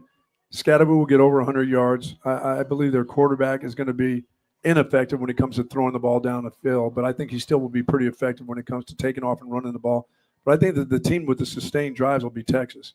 I expect explosive plays from the Longhorns, but I expect them to have some nice sustained drives where they use up a lot of clock. So that means Arizona State's not going to have the ball enough to catch Texas when it comes to scoring. I'm with you there. They get few chances to. When they get the ball, they're going to have to do something with the ball because they won't have it that much today. Daryl says girls just want to have fun. Yeah, apparently Cyndi Lauper is being picked up. There you go. We've had some great music out here. Yes, we have had some good music. Today. Yes, we have. It's been awesome, some of the throwbacks that have been played. I'm going to go Texas 31-17. So a little closer than you. I've got it as a 2-touchdown win for the Longhorns, but still a Texas victory and a Texas cover. I just don't think Arizona State has the talent to hang with Texas. I think it could be close and entertaining in the first half. And as bold as it is to pick Texas to play well in a second half, considering how they've let so many teams come back into games as of late, yes, I think just over the course of 60 minutes, the Longhorns are able to wear on Arizona State. I think the run game has a big day, and I think you think Jaden Blue has an explosive today again? Yeah, I do. I think both running backs have great days. I think Weisner is going to be the guy. I think he goes for $140, $150. But I think Jaden Lewis, we get a vote for Weisner out there this might be your brother. So got a Texas shirt and a Vikings hat on. Yeah, he is. This Go is you Vikings. right here, Here huh? we go, Vikings. We're waiting for the Lions this weekend. I don't see a lot of Vikings fans around town. Yes, we but, do. We got some now. The team's playing pretty well. All right, that is going to do it for our pregame show. By the way, shout out to Paul's Motor Works. I want to give them some love. Paul. 620 and 2222. If you've got a car or truck that just needs an oil change or has a serious problem and you need it to get fixed, reach out to Paul and his team at Paul's Motor Works. They are the best in the business, and they've been in business since 2000. They're right there on 620 and 2222. Don't trust your car to just anyone.